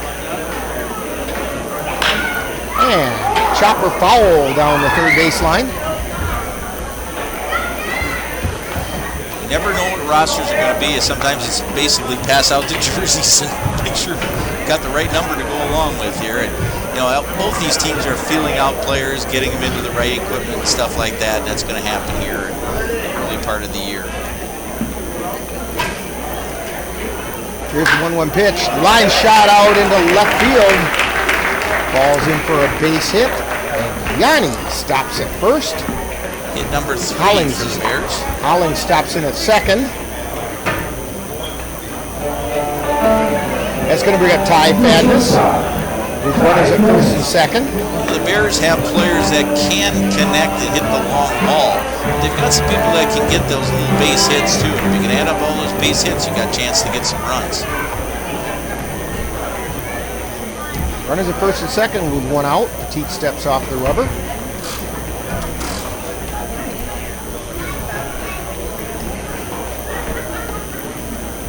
pitch. Inside for a ball.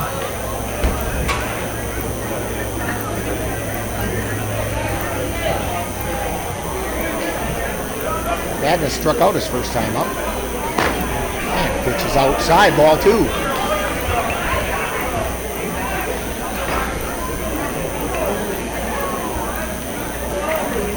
Nothing happening down in the Cavalier bullpen.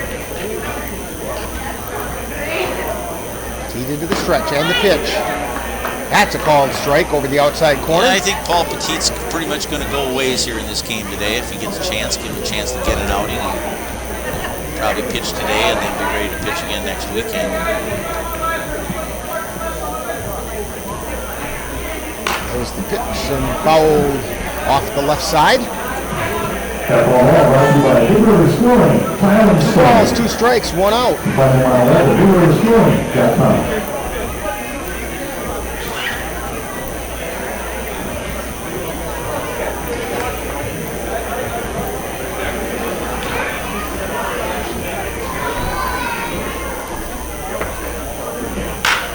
And a fly ball into left field, drifting back, making the catch is Baller for the second out of the inning. I thought that ball might tail a little bit more away from Baller, but Mitch got out beat on it, made the catch in the second out of the inning. That brings up Blake Johnson. He's the designated hitter.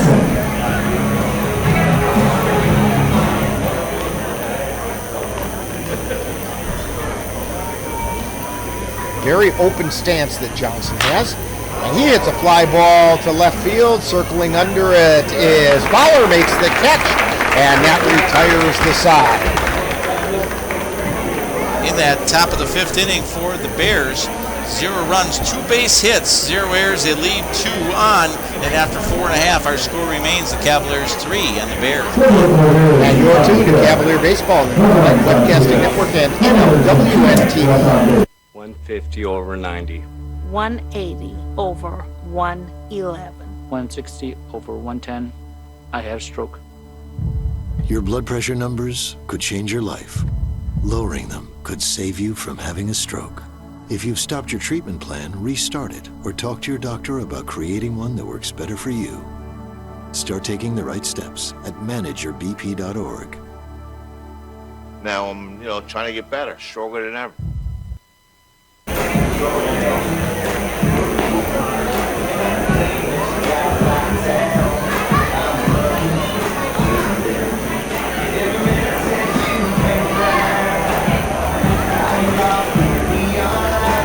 And Dave, you were about to say something. I said we're back here at Carson Park and we were talking about concessions. We can smell the popcorn from up here. Oh man, and it smells so good.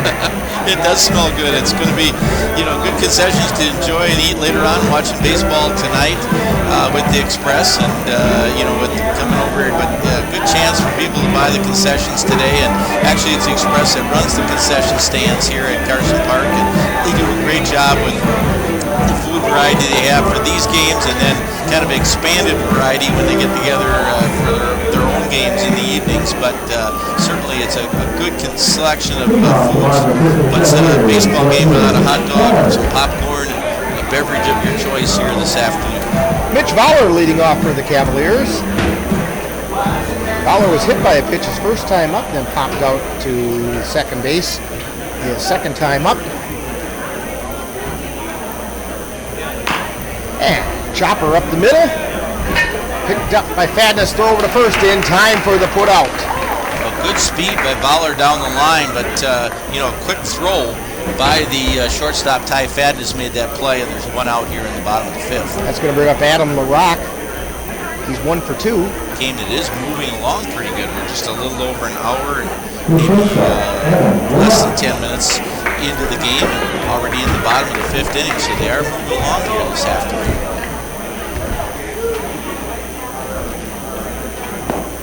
This pitch is outside. The other thing is Cavaliers have a very nice souvenir stand.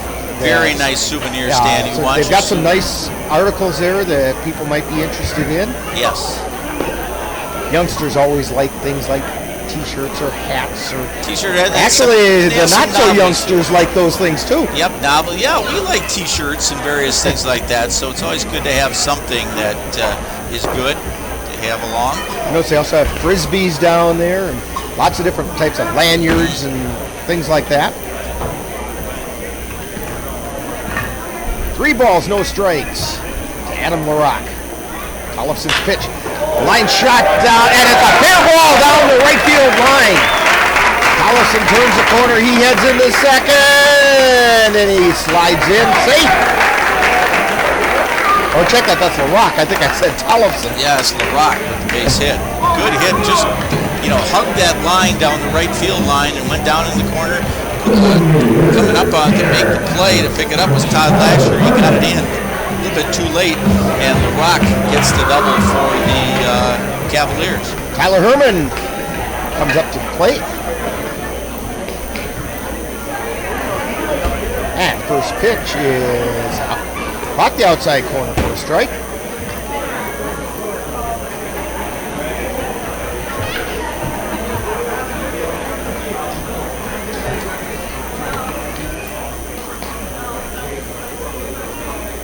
Pitch, fly ball into center field, drifting back as Hollings makes the catch, tagging and heading to third.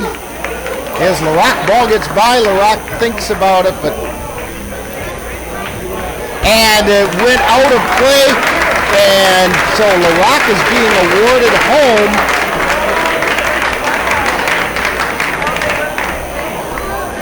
Now, since he scored, are we going to give him a sacrifice fly, or is that an error? No, we will. The runner gets to third, and actually what happens on that play, it's going to be the throw from center, I think, was not handled, or did the third base? Yeah, I think it's probably an error on the third baseman, allowed the runner to score. Error on the third baseman is, I think, we'll give the error to the third baseman. That's correct. So it's not a sac fly for Tyler Herman. Not a sac fly. That's correct. So Diggin gets the error in third for the Bears and gives the Cavaliers another run and a 4-1 lead. Tanner Halverson. Check swing called inside. Ball 1. Yeah, that ball kind of got away from the third baseman, Diggin. He needed to make that play, Diggin, and he just did not do so. Pop foul out of play down the first base side. Halverson's 0 for 2. Lined out to third. That screaming line drive his first time up, and then popped out to first base his last time up. That's called strike over the inside corner. Ethan Kellberg is down in the Cavalier bullpen, just kind of loosening up, throwing a little bit. I don't know if he's going to throw today, but he is kind of getting a little loose. Swing and a miss. Down on strikes goes Halverson, and down go the Cavaliers. 1 run, 1 hit, 1 Bears error, 0 left on base at the end of 5. The score is now the Cavaliers 4 and the Bears 1. And you're tuned to Cavalier Baseball on the Northern Light Webcasting Network and NLWN-TV. The Eau Claire Cavaliers would like to take veterans out to the ball game. That's right. As a thank you for your service, any veteran of the United States military can receive a lifetime pass for free admission to all Cavalier home games. Just come to Carson Park with your veteran identification, and the Cavaliers will issue you a free lifetime pass to all Cavalier home games. That's just the Cavaliers' way of saying thank you for your service. And we're back here at Carson Park, and as Dave mentioned, this game is really moving along very nicely. We're heading into the 6th inning. They're still having a discussion down along the first baseline about those ground rules that allowed LaRock to score that last inning. Yeah, that ball going into the corner, and I don't know, if there's somebody, if there's a player in the way for the Cavaliers, I would think they would have ruled that as, not a play to allow the runner to come in, but then they did allow it, and I'm very surprised by that, but they did do so there on that play. Well, I think they have an area down there that's kind of designated as an equipment area, and if the ball goes into that, it's out of play. And I think that's what happened. Right. I also think the fact that as soon as the ball got past the third baseman, Rock got off the bag and onto the base path toward home, which is what allowed him to score. Yes. Had he been standing on third, they would have kept him there, I think. The Bears just have to come back here if they can. There's a hit. Out into center field. Jim Till with a base hit. That's going to bring up Todd Lasher. Struck out looking his last time up. Lasher's the right fielder. Ryan Page got a glove out there. Maybe he might throw today. You never know.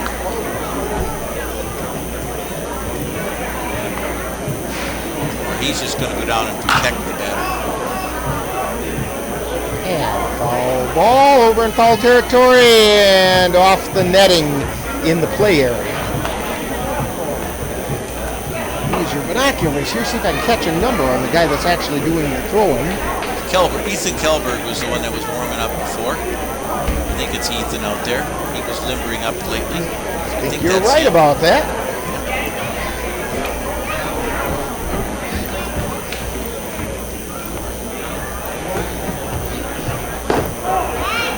A little bit high, but they called it at the letters for a strike. Called it for a strike. No balls, 2 strikes. This is to Todd Lasher. He checks the runner at first, and the pitch, swing and a miss.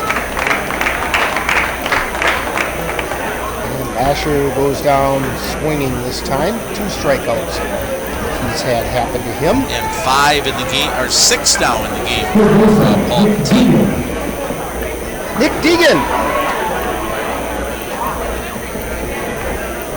See if he can make up for his error in the last inning. Popped into foul territory, coming over and making the catch for the Cavaliers is Adam LaRock. Yeah, Adam had a long way to go, but he made a good job there coming up with that play in foul territory, and he makes the catch for out number 2. He actually had a better angle at it. Jackson Vance was kind of getting turned around by it out there. You could tell he was getting a little bit confused, and LaRock had a good angle and went and made the catch. Called him off and made the catch.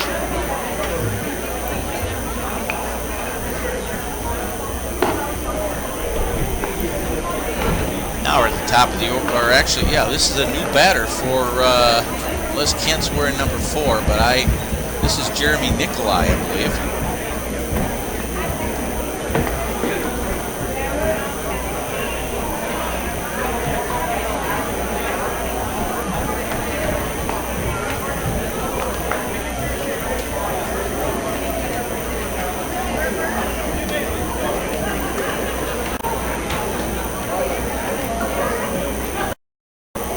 And we'll have to see if Nikolai is going to be playing at second base. Yeah, that's what I'm wondering. So they're going to get a couple players into the game here, the Bears.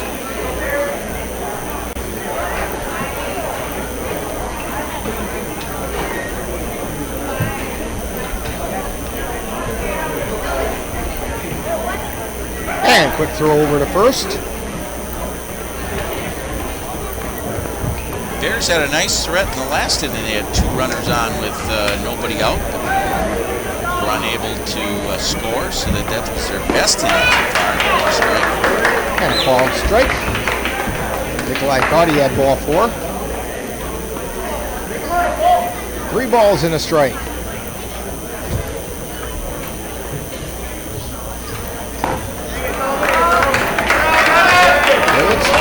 Phil is still at first. Count is now full. Phil will be off of the pitch. That Pankey gets off the bag, isn't even going to hold him. There goes Phil, and chop foul down the third baseline.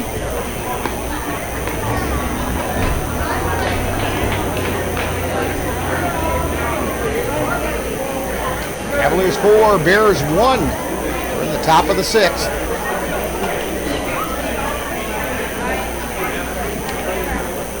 He takes the sign, and the pitch popped up. The Pankey circling under it, makes the catch, and that's out number 3. And the Bears in that inning get a hit, 1 base hit, no runs, 1 hit, no errors, and 1 left on base, and through 5 1/2. We're sitting with the Cavaliers leading the Bears. Cavaliers 4, Bears 1.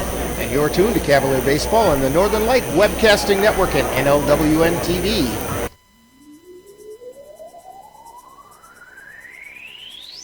You're tuned to the Northern Light Webcasting Network and NLWN-TV. We use advertising revenue to make this service available to you.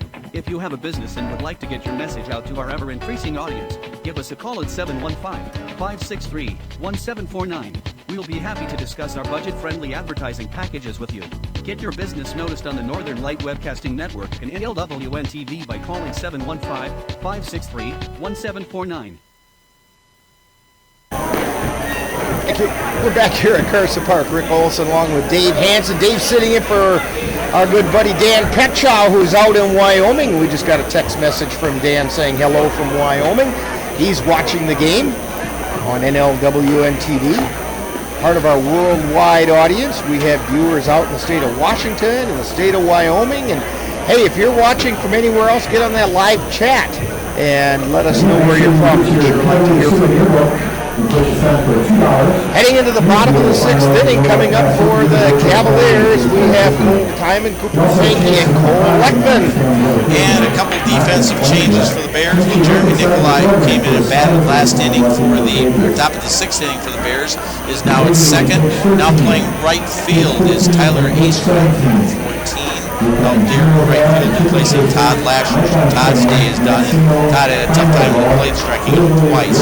But we'll see what the Cavaliers can do here in the bottom of the 6th. Chevy Tallis is still out there for inning number 4 of his day, and he'll face Cole Timon to start this inning.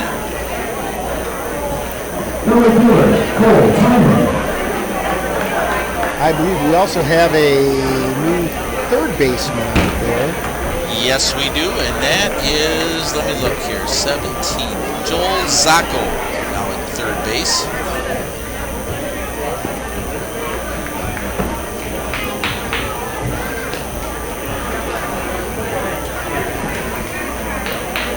And who did you say is out in right field? Right field is now Tyler Oestrich, Oestrich. I believe it's pronounced Oestrich. I think you're right. Okay. 2-0 count to Cole Timon. So.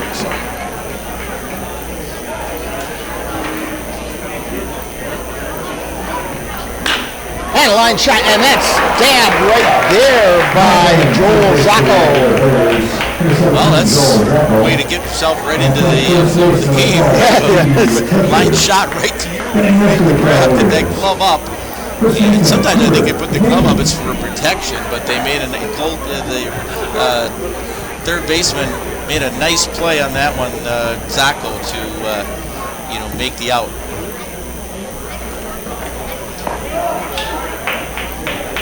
And pitch is a strike. Strike 1 to Cooper Kapanke.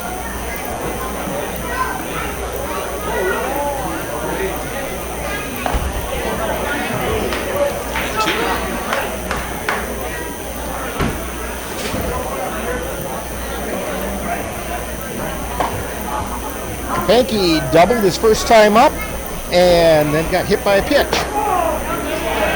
That outside corner, they will call him out. Kapanke not very happy with that call, but he is out. That's going to be Cole Leckman.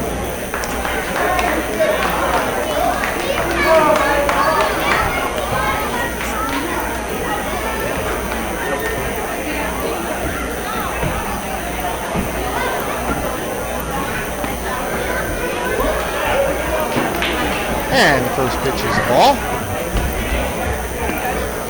Leckman is 0 for 1. He also had a sacrifice fly.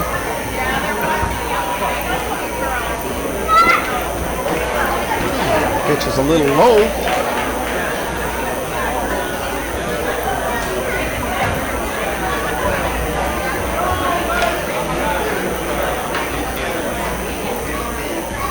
Two-0 pitch.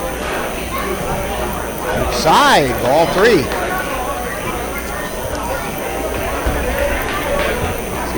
and has the take sign, or is the swing? Oh, a Chicago White Sox play here. Ah, he was looking all the way. That's a called strike. Sure was.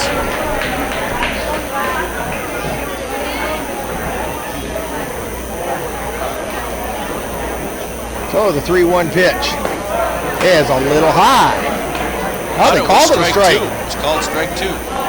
Must have been right at the letters. Our angle for high-low is a little tough to see. And chopper out in front of the plate, but it was foul.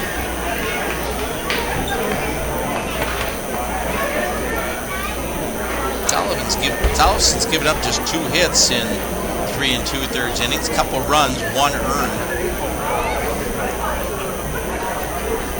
And fouled back.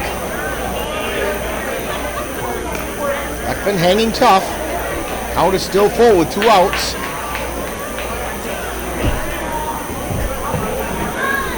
Tollefson trying to get the first 1-2-3 inning for the Bears.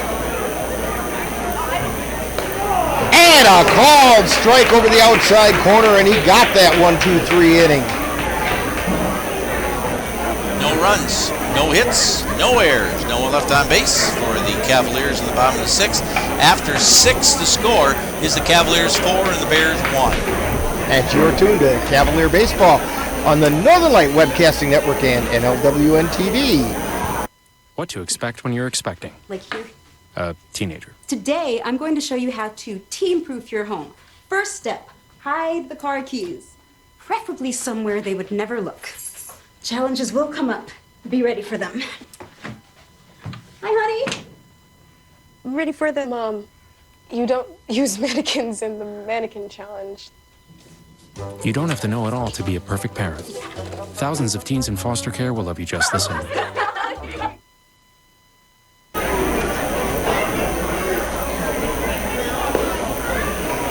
And we have a new pitcher for the Cavaliers.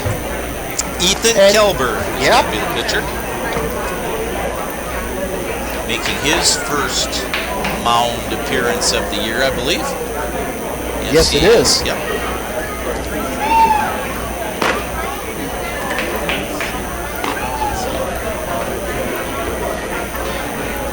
So Dave is busily trying to get Paul Petit's numbers. I'll tell you, Paul Petit did a very good job. He gives up 4 hits and 1 run in 6 innings of work. He walked 1, struck out 6, and threw a very good game through 6 innings for Paul Petit. Stands to get his first win of the year, and Ethan Kelber comes in now to see if he can keep things the way it is at 4-1. Cavaliers maybe can add a couple more runs as they go along, but they'll face a Bears lineup leading off with Matt Miller to start things off here in the 7th inning. Miller's 0-for-2, struck out and grounded to third in his previous appearances. Going over signals right now with catcher Bogozinski. That's a mouthful. Yes, it is. Which is why they all call him Pogo. Right.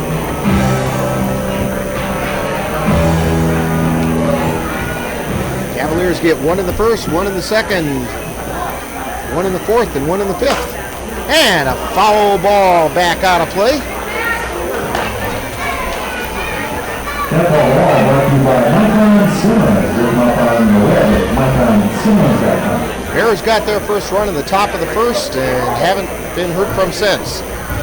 And the pitch is just inside. It almost hit Matt Miller. It was very close.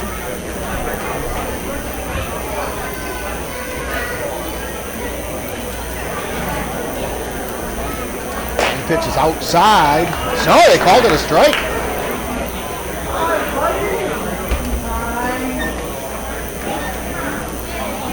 One ball, 2 strikes.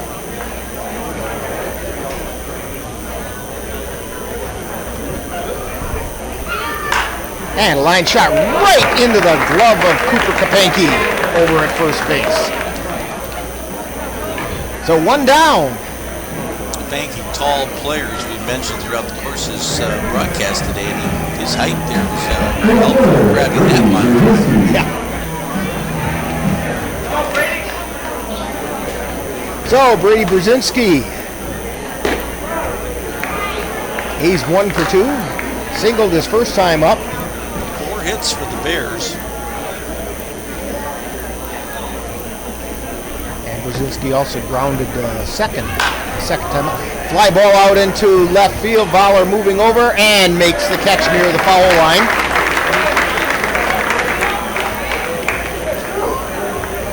That brings up Alex Jenkins. Chippewa River Baseball League, very strong league. They've had some state champions over the years. Osceola Merchants have done well at state.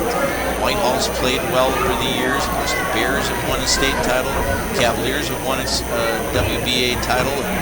Very good baseball. And get a chance to get out and support the Chippewa River Baseball League in their games. Good opportunity because it's great baseball. Kind of bring back the old days of good town baseball with Cadott in there. Beef River playing out of Strom. And the 1-0 pitch is swung on, foul back. Miss a few of those teams. The Augusta Athletics folded a few years ago, and they're no longer playing. But certainly the new team, of course, the new kids on the block, the Chippewa Falls Lumberjacks, a bunch of players from Chippewa Falls High School and down, I believe. And foul ball out of play along the right side. A lot of league games coming up. Probably weekend off this weekend for the league schedule, but we'll be picking up pretty much hot and heavy every weekend now through the months of June and July. And chopper down the third base line. Grab there and throw over to first. And that's out number 3. That was Vance over to Kapanke on that play. And no runs, no hits, no errors, no one left on base. After 6.5 to score is the Cavaliers 4 and the Bears 1. And you're tuned to Cavalier Baseball, Northern Light Webcasting Network and NLWN-TV. Tune into NLWN-TV on Monday, June 14th as we bring you another exciting equestrian event. A WSCA-sanctioned game show from the Northwest Saddle Club Arena in North Branch, Minnesota. This event will be recorded on Saturday, June 12th. Our coverage will begin at 7 p.m. on Monday the 14th. NWLN-TV is your home for equestrian events in Wisconsin and Minnesota.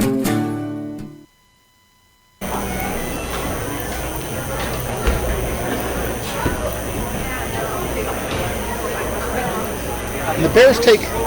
I think they were talking about having some sort of ceremony here for Billy Noss's vest. That vest they were going to retire, but I didn't see any preparation for that at this point. The Bears kind of waited a little bit to see if they knew it was going to happen in the 7th, but whether it's going to happen at the end of the 7th or exactly where it's going to take place. It's going to come at the end of the 7th. They're announcing on the PA system. Right. So at the end of the 7th, we'll keep it right here for that announcement.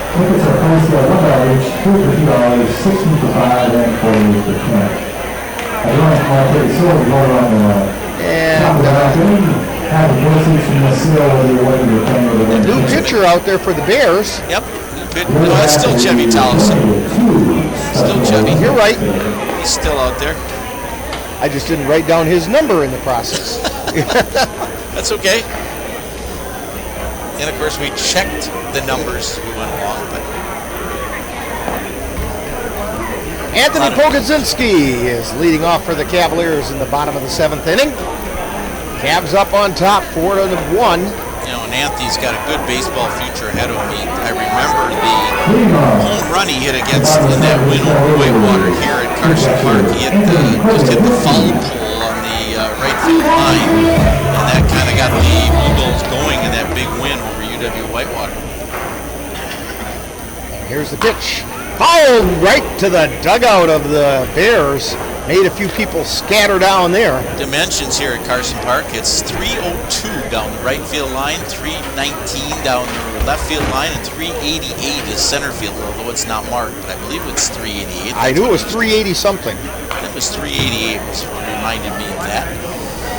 302, it used to be 312 down the right field line, but of course with the 10 feet coming in of the fan deck down the right field line, that brought it into 302, and I think it was 320 at one time down the left field line. And mishandled ball at second base by Nikolai, and Pogodzinski's going to get on an error. The second error of the game against the Bears. Or actually the third error in the game for the Bears. Excuse me, that's the third error. Brings up Jackson Vance. Or second error. Yeah, second error. And the throw over to first. Brzezinski back in time.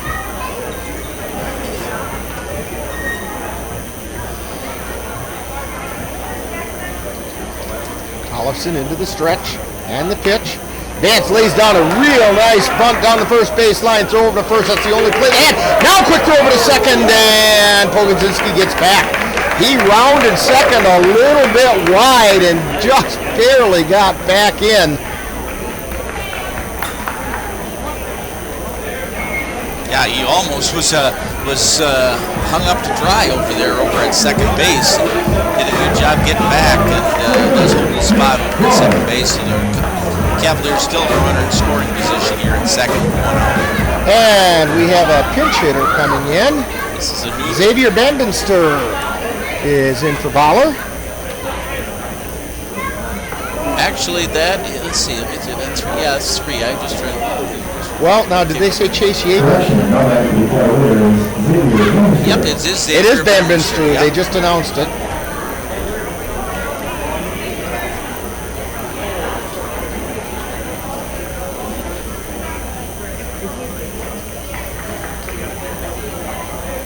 And the pitch. Fly ball out into shallow center field. In fact, drifting back is Nikolai. He makes the catch.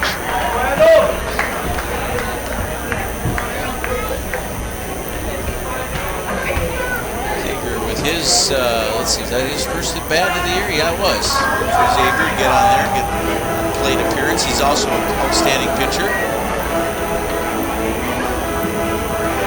And we have a conversation going on out on the mound. Got to add a little rock up there. I just wonder if there's a strategy here maybe to walk the rock. He's 2 for 3. Then they'd face Tyler Herman. They've had a little more success with Tyler Herman, who's 1 for 3. Or do we have a, let's see, is this, yeah, this is the rock.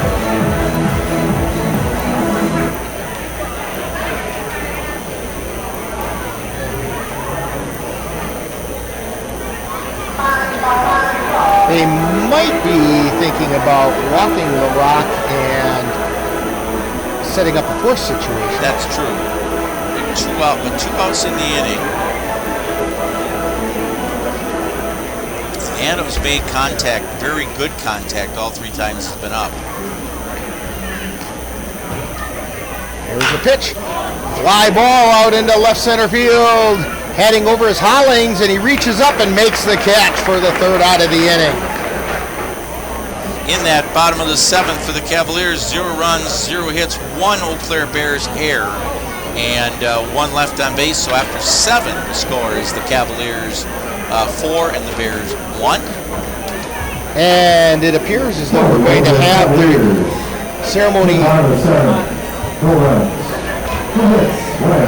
to retire a jersey, or not a jersey, it's a vest. It's a safety vest. Had a vest and a batting vest, and they're going to retire that right now. Yeah, if you ever saw Billy Noss at a game, you recognized him by that vest that he wore, and that's what they're going to do. And we're going to send it right down to the field for this announcement.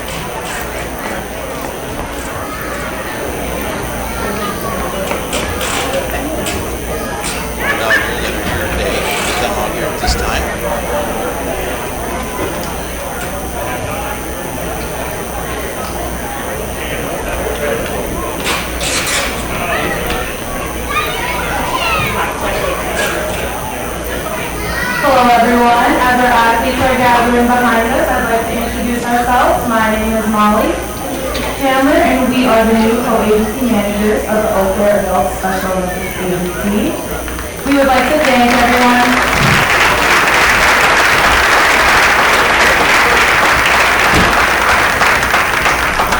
We would like to thank everyone for coming out today to support the memorial of Billy Noss, supporting your local Eau Claire agency, and supporting the local baseball teams as well.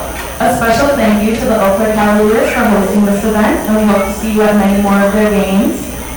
I personally did not have the pleasure of meeting Billy Noss myself, but from everything that I've heard, he was of great service to his community and was an icon of Eau Claire. He was involved in many organizations such as Special Olympics, the Eau Claire Police Department, and the Eau Claire baseball teams. There was an event going on. Billy was probably there. He was involved in so many things. He will be forever remembered in our hearts and a part of Eau Claire. Today's fundraiser directly benefits our Eau Claire adult athletes. Your generous donations will help us provide newer equipment for our athletes, as well as reducing their participation costs. Currently, we have about 150 active members in our agency, and our numbers are continuing to rise. We hope to continue our sports season this fall when it is safe for our volunteers, athletes, and coaches to do so. Now we would like to take a moment to commemorate Billy and take a moment of silence to honor him and our service members.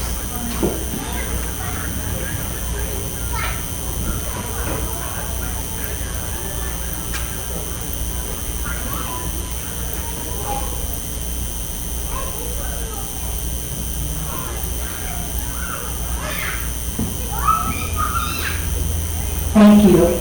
We hope to see you all again next year as we create a tradition to honor Billy. And now, Jeffrey will say a few words with our athlete oath.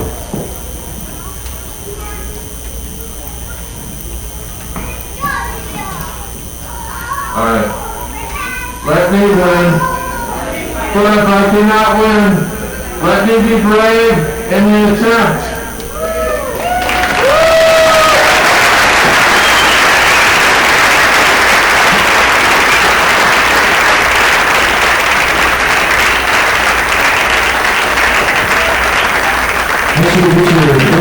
Okay, and that's the Special Olympians.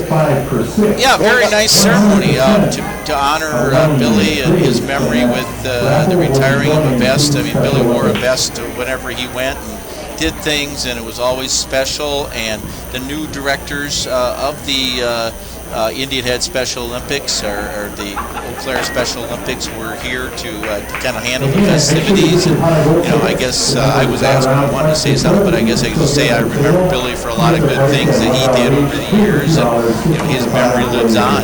And certainly it's great to see. You could not come to a baseball game here at Carson Park without having at least some kind of encounter with Billy, and it was always pleasant, it was always fun. He always had fun with what he did, and the things that he came up with, Rick. I thought that he just had a lot of energy, and a lot of things went on, and even as he got older, he still enjoyed what he was doing, and I think it really showed that he liked the game as much as he could, and did everything right up until the end, and really came on, and I enjoyed all the time I had with him, and to do things. I had the pleasure of kind of knowing him for probably about 35 years, and he certainly really did a lot of things for this community, like the police department. 4th of July was his special day really over here, where he came over here and worked the fireworks and worked the parking and everything like that. Help traffic control get out of Carson Park. And helping traffic people get out of here in Carson Park. He just did a great job in doing that, and he had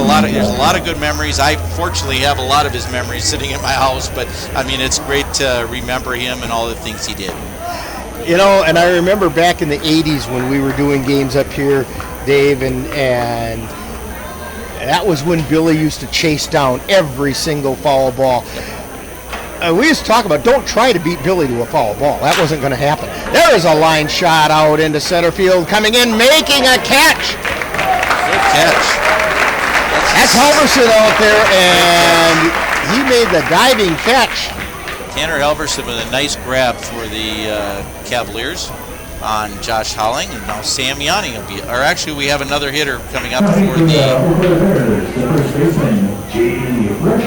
J.D. Pressure is coming into bat.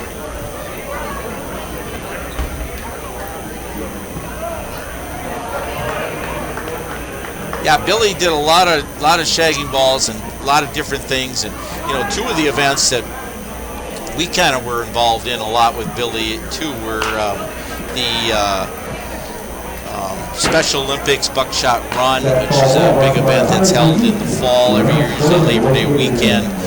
Billy was very much involved with that event, being part of that, and also, you know, we got involved in the games that they had. And Pressure goes down on strikes. For softball and various things like that. So we had a lot of good things that we, you know, softball events and games and basketball games. They were at UW Stout, Chippewa Falls, they were in Eau Claire.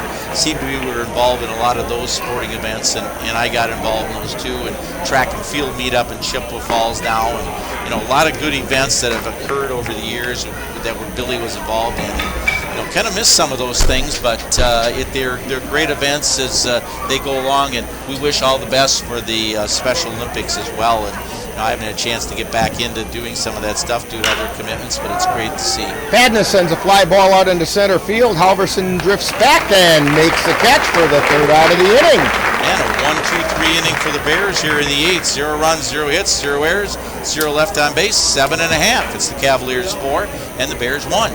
And we head to the bottom of the 8th as you're tuned to Cavalier Baseball on the Northern Light Webcasting Network and NLWN-TV. Let NLWN-TV and the Northern Light Webcasting Network take you out to the ball game.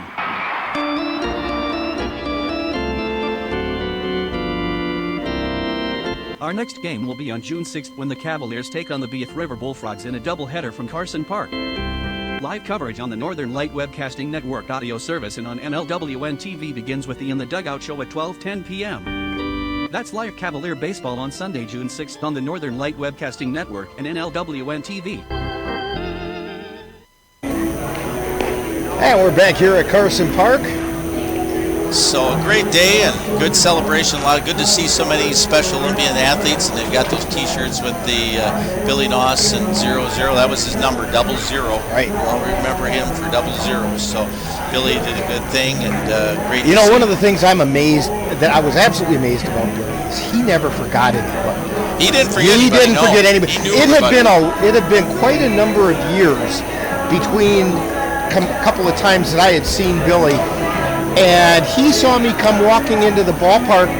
He came running over, grabbed my hand, and started shaking it like we had seen each other the day before yesterday. Yes, I knew. And he knew exactly who I was. And he knew a lot of people. He got to know a lot of officials and various people that way too, and you know, really made a connection with a lot of people as he went along. And he used to get that rhythmic hand clap going. Yes, he did. He got it going.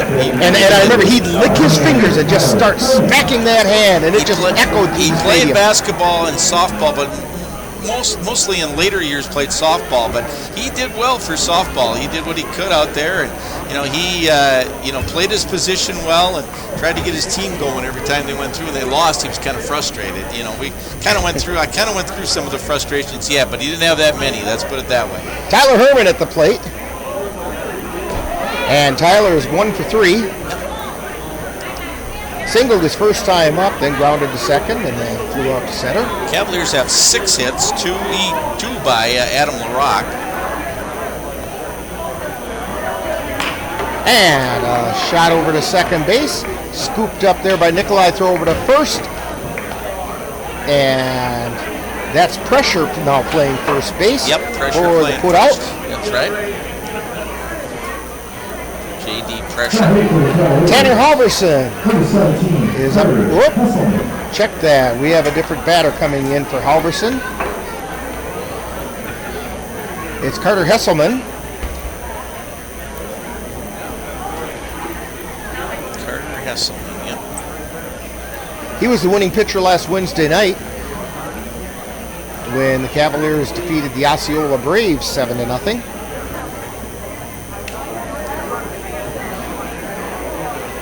Which is a little bit low, 2 balls.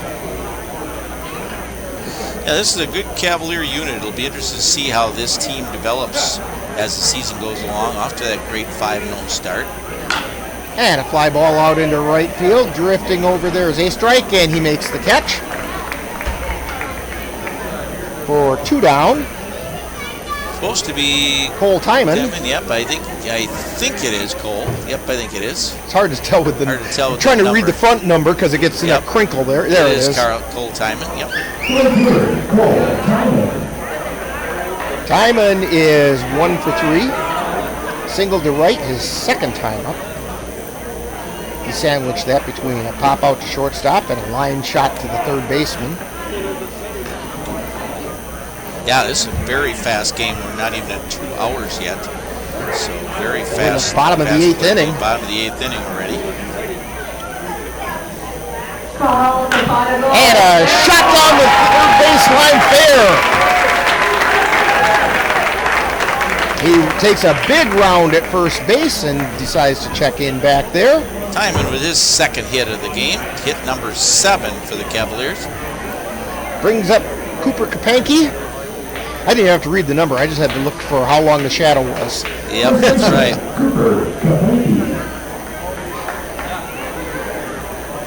Kapanke is 1 for 2. He had a double his first time up off the left center field wall. Throw over to first base. Timon back in safely.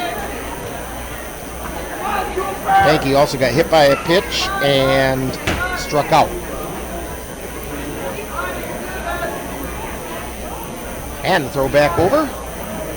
You know, Dave, some of the minor leagues are experimenting with a new rule that if you throw to first base 3 times between pitches, the guy's awarded second base. That's a good rule. They're trying to get the game to move along. A lot of changes, you know, as you go along. A lot of changes, even at the major league level this year. Of course, the new rule is they put the runner on second base in the extra innings, which I don't know if I like that or not, but it's in there. You know, the idea is to speed up the game, I guess. But well, I'll tell you what, it hasn't helped the Minnesota Twins any. They haven't won an extra inning game yet this year. No, they've won 1. Okay. They've won 1. And I did see that one on TV, but they did win 1. And that's been their only one they've won, I think, all year. Been a tough year for the Twins, and you know, the Brewer fans, I mean, their Brewers are in the middle of the pack of their division, so it's a long but they way still to go. can't get a hit with a runner in scoring position. No. Twins are battling a lot of injuries right now, Rick, and they just got to get healthy. I think that's really the key for the the bullpen needs to be able to shut a team down. And they got to shut a team down. That's right. They've got to be able to do that. And you know, the Brewers, of course, with Josh Hader being able to finish a little bit, you know, it just kind of works things out. I was a little surprised. I was a little surprised with the deal with the Rays, which, you know, they lost JT Fireeisen and a couple other players, but hopefully it'll work for them. And you know, I wish JT, of course, a River Falls product, so a Wisconsin native, and was doing really well. And it'll be kind of interesting to see how he does with the Rays.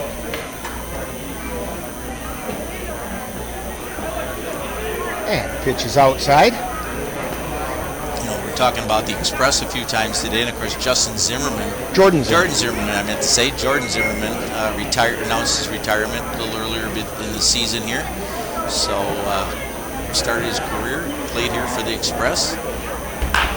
And of course, Cole Calhoun still playing hot and heavy. And Dalton Varsho is in the minor league system, doing really well. Dalton Roach doing okay, another Eau Claire product. Varsho, of course, the nephew of the Express manager Dale Varsho and son of Gary Varsho, the outstanding all-around athlete who's now a scout in the major leagues. And former Cavaliers. Former Cavalier as well, yep. Pop up out into center field, and circling under it is Hollings, and he makes the catch. And that's the end of the inning. No runs, 1 hit, no errors, 1 left on base. We're through 8, and our score is the Cavaliers 4 and the Bears 1. And you're watching Cavalier Baseball in the Northern Light Webcasting Network and NLWN-TV.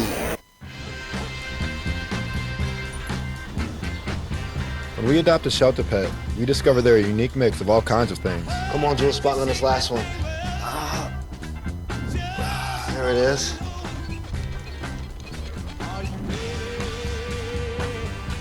He's gone with it. Leo! They're a little bit of a lot of things, but they're all pure love.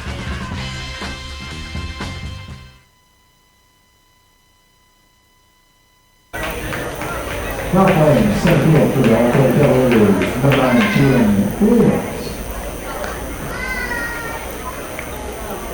Okay, we've got a little bit of substitution going on. Trying to pick up a save today is Tanner Halverson coming in from center field to get up on the hill and try to close this down. And who's out there in center field, Dave? Well, our center fielder now is Jalen Williams, and got to figure out, I think he's going to go in actually the pitching spot because Tanner Halverson's a pitcher now, so we got to put so we got to have a center field, but I think probably in the DH spot. In the DH spot is where he'll go. Yeah, we'll put him there at the DH spot, Jalen Williams, and that'll be replacing Tyler Herman because that'll make that there. And like I said, we got the new pitcher in for the Cavaliers, new pitcher will be Tanner Halverson. Tanner pitching so far this year is not thrown. This will be his first game with the Cavaliers.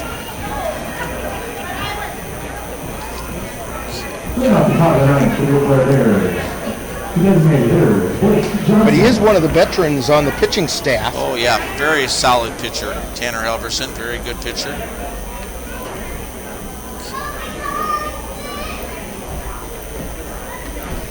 And leading off is Blake Johnson for the Bears.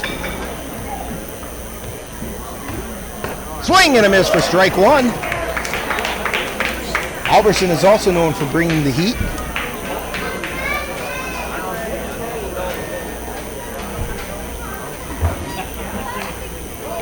Fastball attempted a bunt, went foul. Line on Kelberg, 2 innings, no runs, no hits. No runs, walked nobody, and struck out 1. 6 batters up, 6 batters down. Nice ERA for him. Yes. Keeps it at the 0 mark. Keeps the Cavaliers team ERA coming in this with 1.70. Probably stay right around there so far today. Might even drop a little. Yes.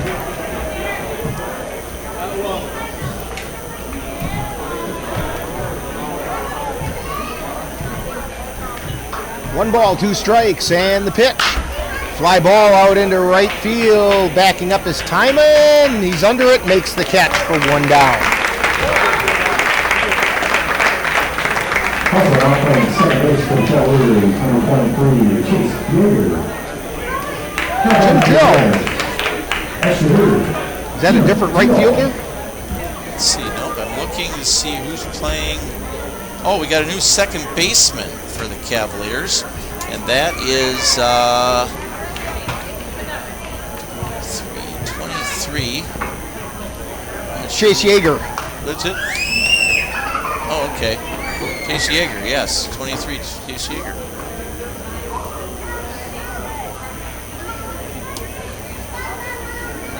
One ball, no strikes, and the pitch is outside. 2-0. Jim Thill at the plate.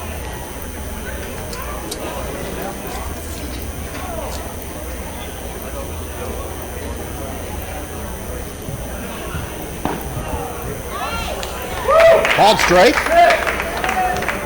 2 balls, 1 strike. 1 out. We're in the top of the 9th inning. Cavs on top, 4-1. And the pitch is One to the outside corner. Both these teams can go a little deep in their pitching without too much problem. And you're going to see some good pitched games when you see the Bears or the Cavaliers play this year. And the 2-2 pitch. Swung on and missed. Couldn't hang on. It was a foul tip. Rogodzinski couldn't quite hang on to it. You know, I was listening to a catcher just the other day, and he says, when you hang on to a foul tip, it's pure luck anyway. It sure is. It's tough to do. One of the tougher positions in baseball. And a catcher's foul spot. back to our right, or to our left, I should say. Take some shots back there, and it seems and you try to protect the home plate umpires so they don't get decked a few times by foul balls. Doesn't always work either. Doesn't always work, no. And a foul ball straight back into the net. 2 balls, 2 strikes, 1 out. Alverson trying to close things out for the Cavaliers. Move that record to 6-0.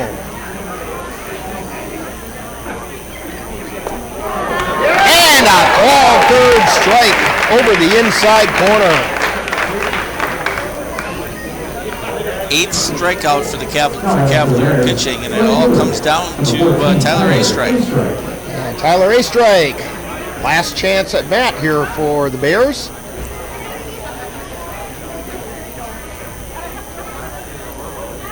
Here's the pitch. Inside, ball 1.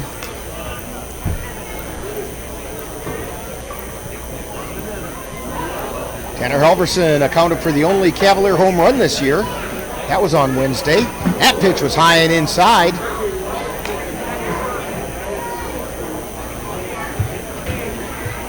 That's right. Cavaliers have 1 home run. That's Tanner Halverson today. And it went over the Pepsi sign. That's what I like out there, it says. And one of the newer signs out there this year. Swing and a miss. Strike 1.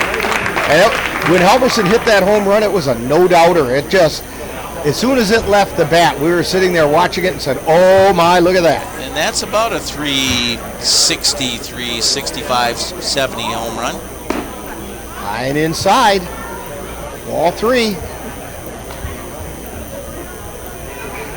3-1 to Astrike. 2 outs. We're in the top of the 9th. Cavs on top. Here's Halverson's 3-1 pitch. And that's a called strike over the outside corner.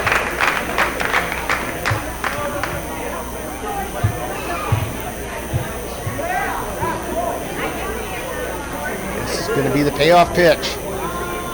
No windup. Down it rides. Check swing, ball 4.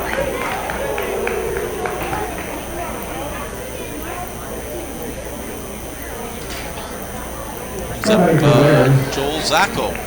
That is the first walk of the game given up by Cavalier pitching. Try his second one. Nate Kemp walked to start the game. Oh, you're right. I used a different symbol for that. That's All why. right, okay. Yep, second walk of the game. Well, it kind of bookended the game, didn't it? Sure did. Joel Zacco is at the plate. Tanner having a little trouble getting that ball down right now the last couple pitches. See if he can bring it up here. Shot foul down the third base line.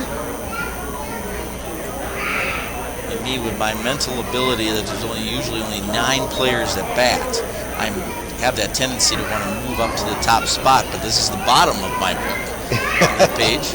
You had to actually add some lines, didn't you? It was pretty close. Actually, there's actually 12 spots on there. Or 11 spots on there. Pitch is in the dirt and gets away from Pogodzinski.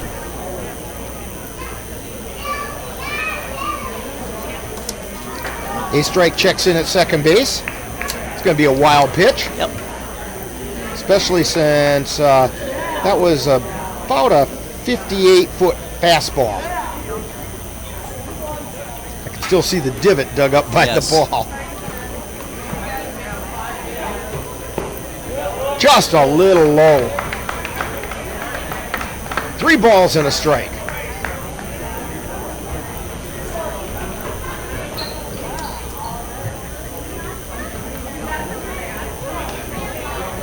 Herman into the stretch. Not Herman. Halverson into the stretch. That is called strike. 3 balls, 2 strikes, 2 outs.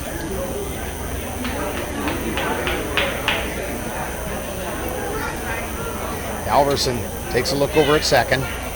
Payoff pitch. Outside. Oh, they called it a third strike. And that's going to do it Zacco goes down on the third strike, and the final score, Cavaliers 4, the Bears 1. Cavaliers 4 runs, 7 hits, no errors, and the Bears 1 run on 4 hits, 2 errors. Winning pitcher, Paul Petit. He now has a record of 1-0. And the losing pitcher, Caleb Thies. Caleb Thies, I think. Thies, okay. Time of the game was 1 hour. And, well, let's see, no, we actually made 2 hours. 2 hours and 4 minutes. Very fast game.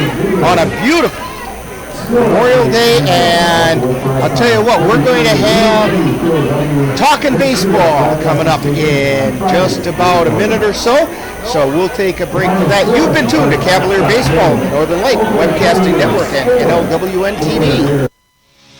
You've been watching NLWN-TV's presentation of Eau Claire Cavalier Baseball live on the Northern Light Webcasting Network. Stay tuned. Coming up next is Talkin' Baseball, with a look back at today's game.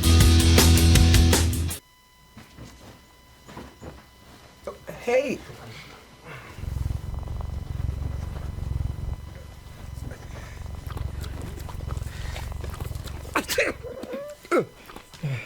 Okay. If you love me enough to tolerate my perfect little pets and all their glorious dander, then of course you'll visit nhtsa.gov/the right seat to make sure I'm in the right car seat.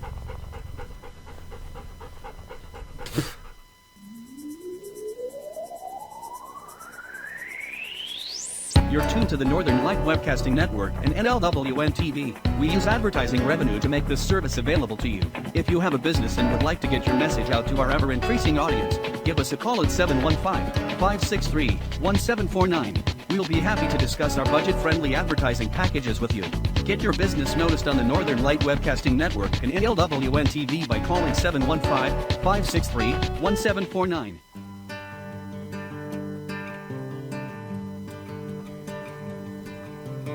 Time now for Talkin' Baseball with a wrap-up of today's Eau Claire Cavalier game. And now, back out to the ballpark.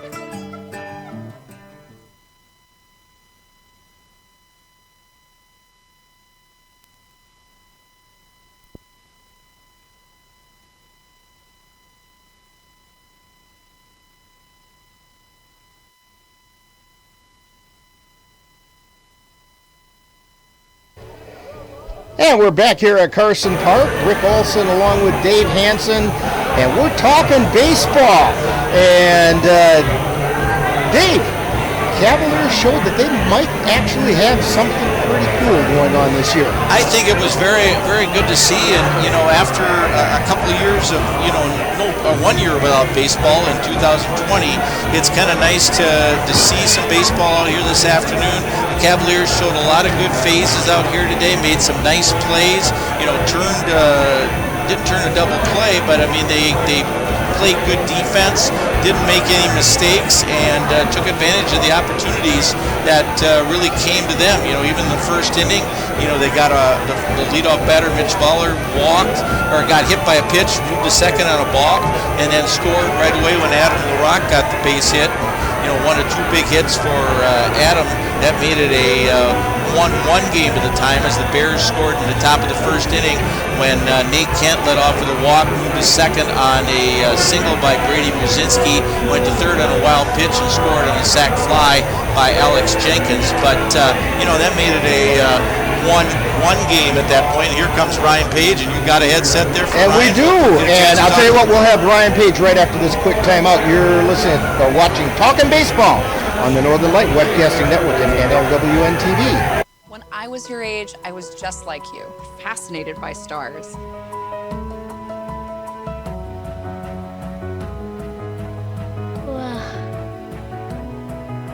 But now I get to search for life in the universe. And who knows, maybe life is looking for us too. So we're like aliens to them? Yeah. Does anyone want to be a scientist now? I do. Awesome. We need more girls in STEM. Maybe we can find aliens. And we're back here at Carson Park talking baseball, and we're talking it right now with Cavalier manager Ryan Page, and congratulations, Ryan. That was a nice win today. Well, and the Bears are a high-quality team, and you guys showed something today. A little bit of solid pitching and some timely hitting.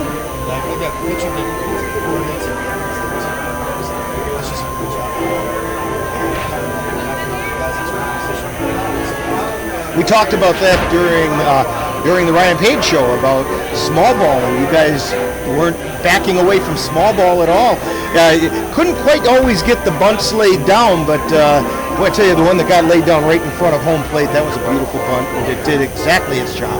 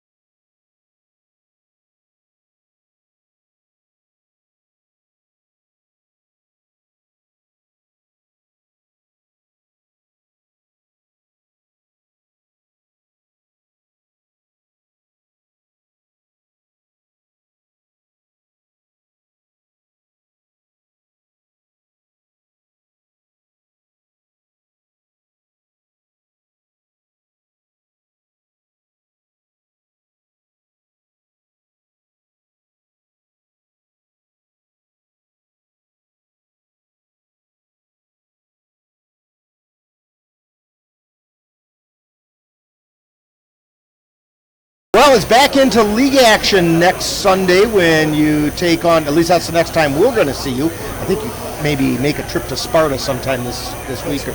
Spring Valley, okay, on Saturday. But on Sunday, we're going to see you taking on the Beef River Bullfrogs. What do you know about them?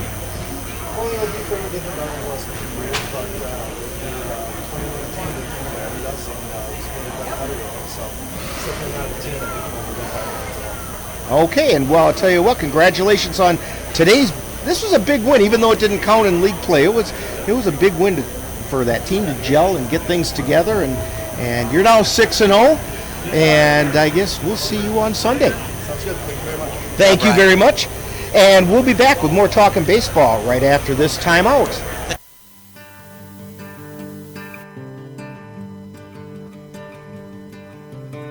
You've been watching Talkin' Baseball, a wrap-up of today's Eau Claire Cavalier game. This has been a production of NLWN-TV.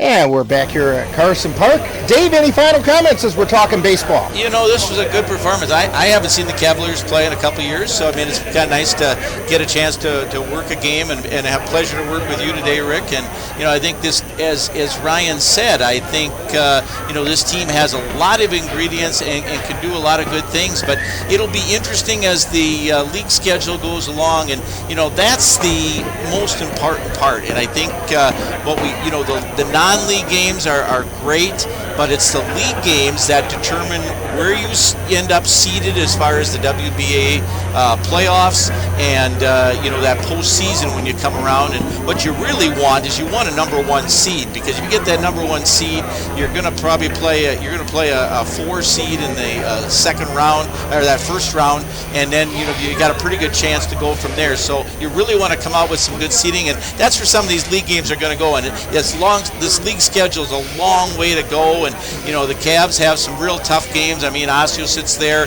Beef River, as Ryan said, they've had a down year here and there, and they've done some rebuilding and recoming together. So it'll be interesting to see what kind of a ball club they put together here next week against the Cavaliers. And you've got a lot of games coming up, but get on out and support this team. And, the Cavalier faithful, are doing a great job putting everything together. And, they're celebrating, although this is the 50th year this year, they're celebrating everything, and there'll be a lot of festivities of that towards the end of July. So, it's going to be a good chance to get out, watch some baseball. It was a beautiful day today, a great crowd, great special event today in honoring the memory of Billy Noss, and, certainly a lot of good things out here from there, and I think the Cavs just have a lot of promise ahead, and I look forward to the opportunity to maybe do a game or two in the future. I think that would be a terrific thing to have happen. It was really a pleasure to have you on board today, filling in for Dan, and don't worry, Dan, your job is still secure. Yes, it is. But Dave, it was a pleasure to have you on board. We've done games in the past before, and it's been a while.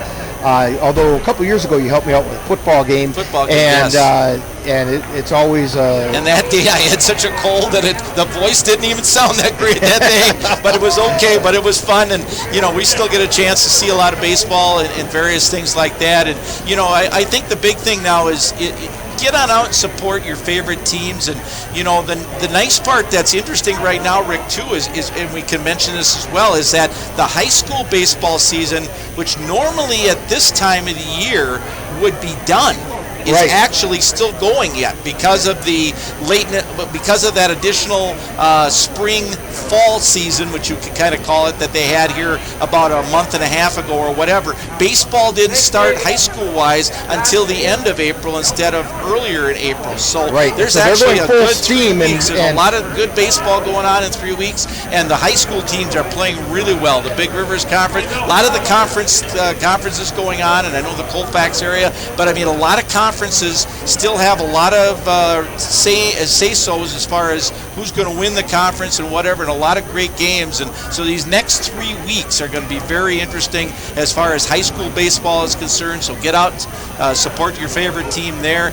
Cavaliers will be playing now, and these other teams will start rolling along. Get out and see them play. And next Sunday would be a great one to come on out and watch a doubleheader. Hopefully, it's supposed to be in the 80s, I know, by next weekend. So that would be baseball weather. And the Express tonight, and kind of go on there. One thing we want to mention, maybe with the Express too, and just closing here, Rick, is that if you're planning on coming out to the Express game, make sure you come early if you haven't got tickets, because there is a 50% capacity limit for seating for the Express games as the season goes along. So you definitely want, it may mean tickets will sell out, and there is, they have put some emphasis on people with season tickets and other things from there, but you want to make sure, if you want to call down the office, they probably still have. Right, in fact, those season tickets and the people that have the 5-game packs, those tickets are already counted towards tickets sold for that game. Right. So with 50% capacity, that's fewer general admission tickets. Right, that's fewer general admission tickets, and you want to make sure you get in for that, and see some great baseball there, and there's some local kids. And you know what? As well.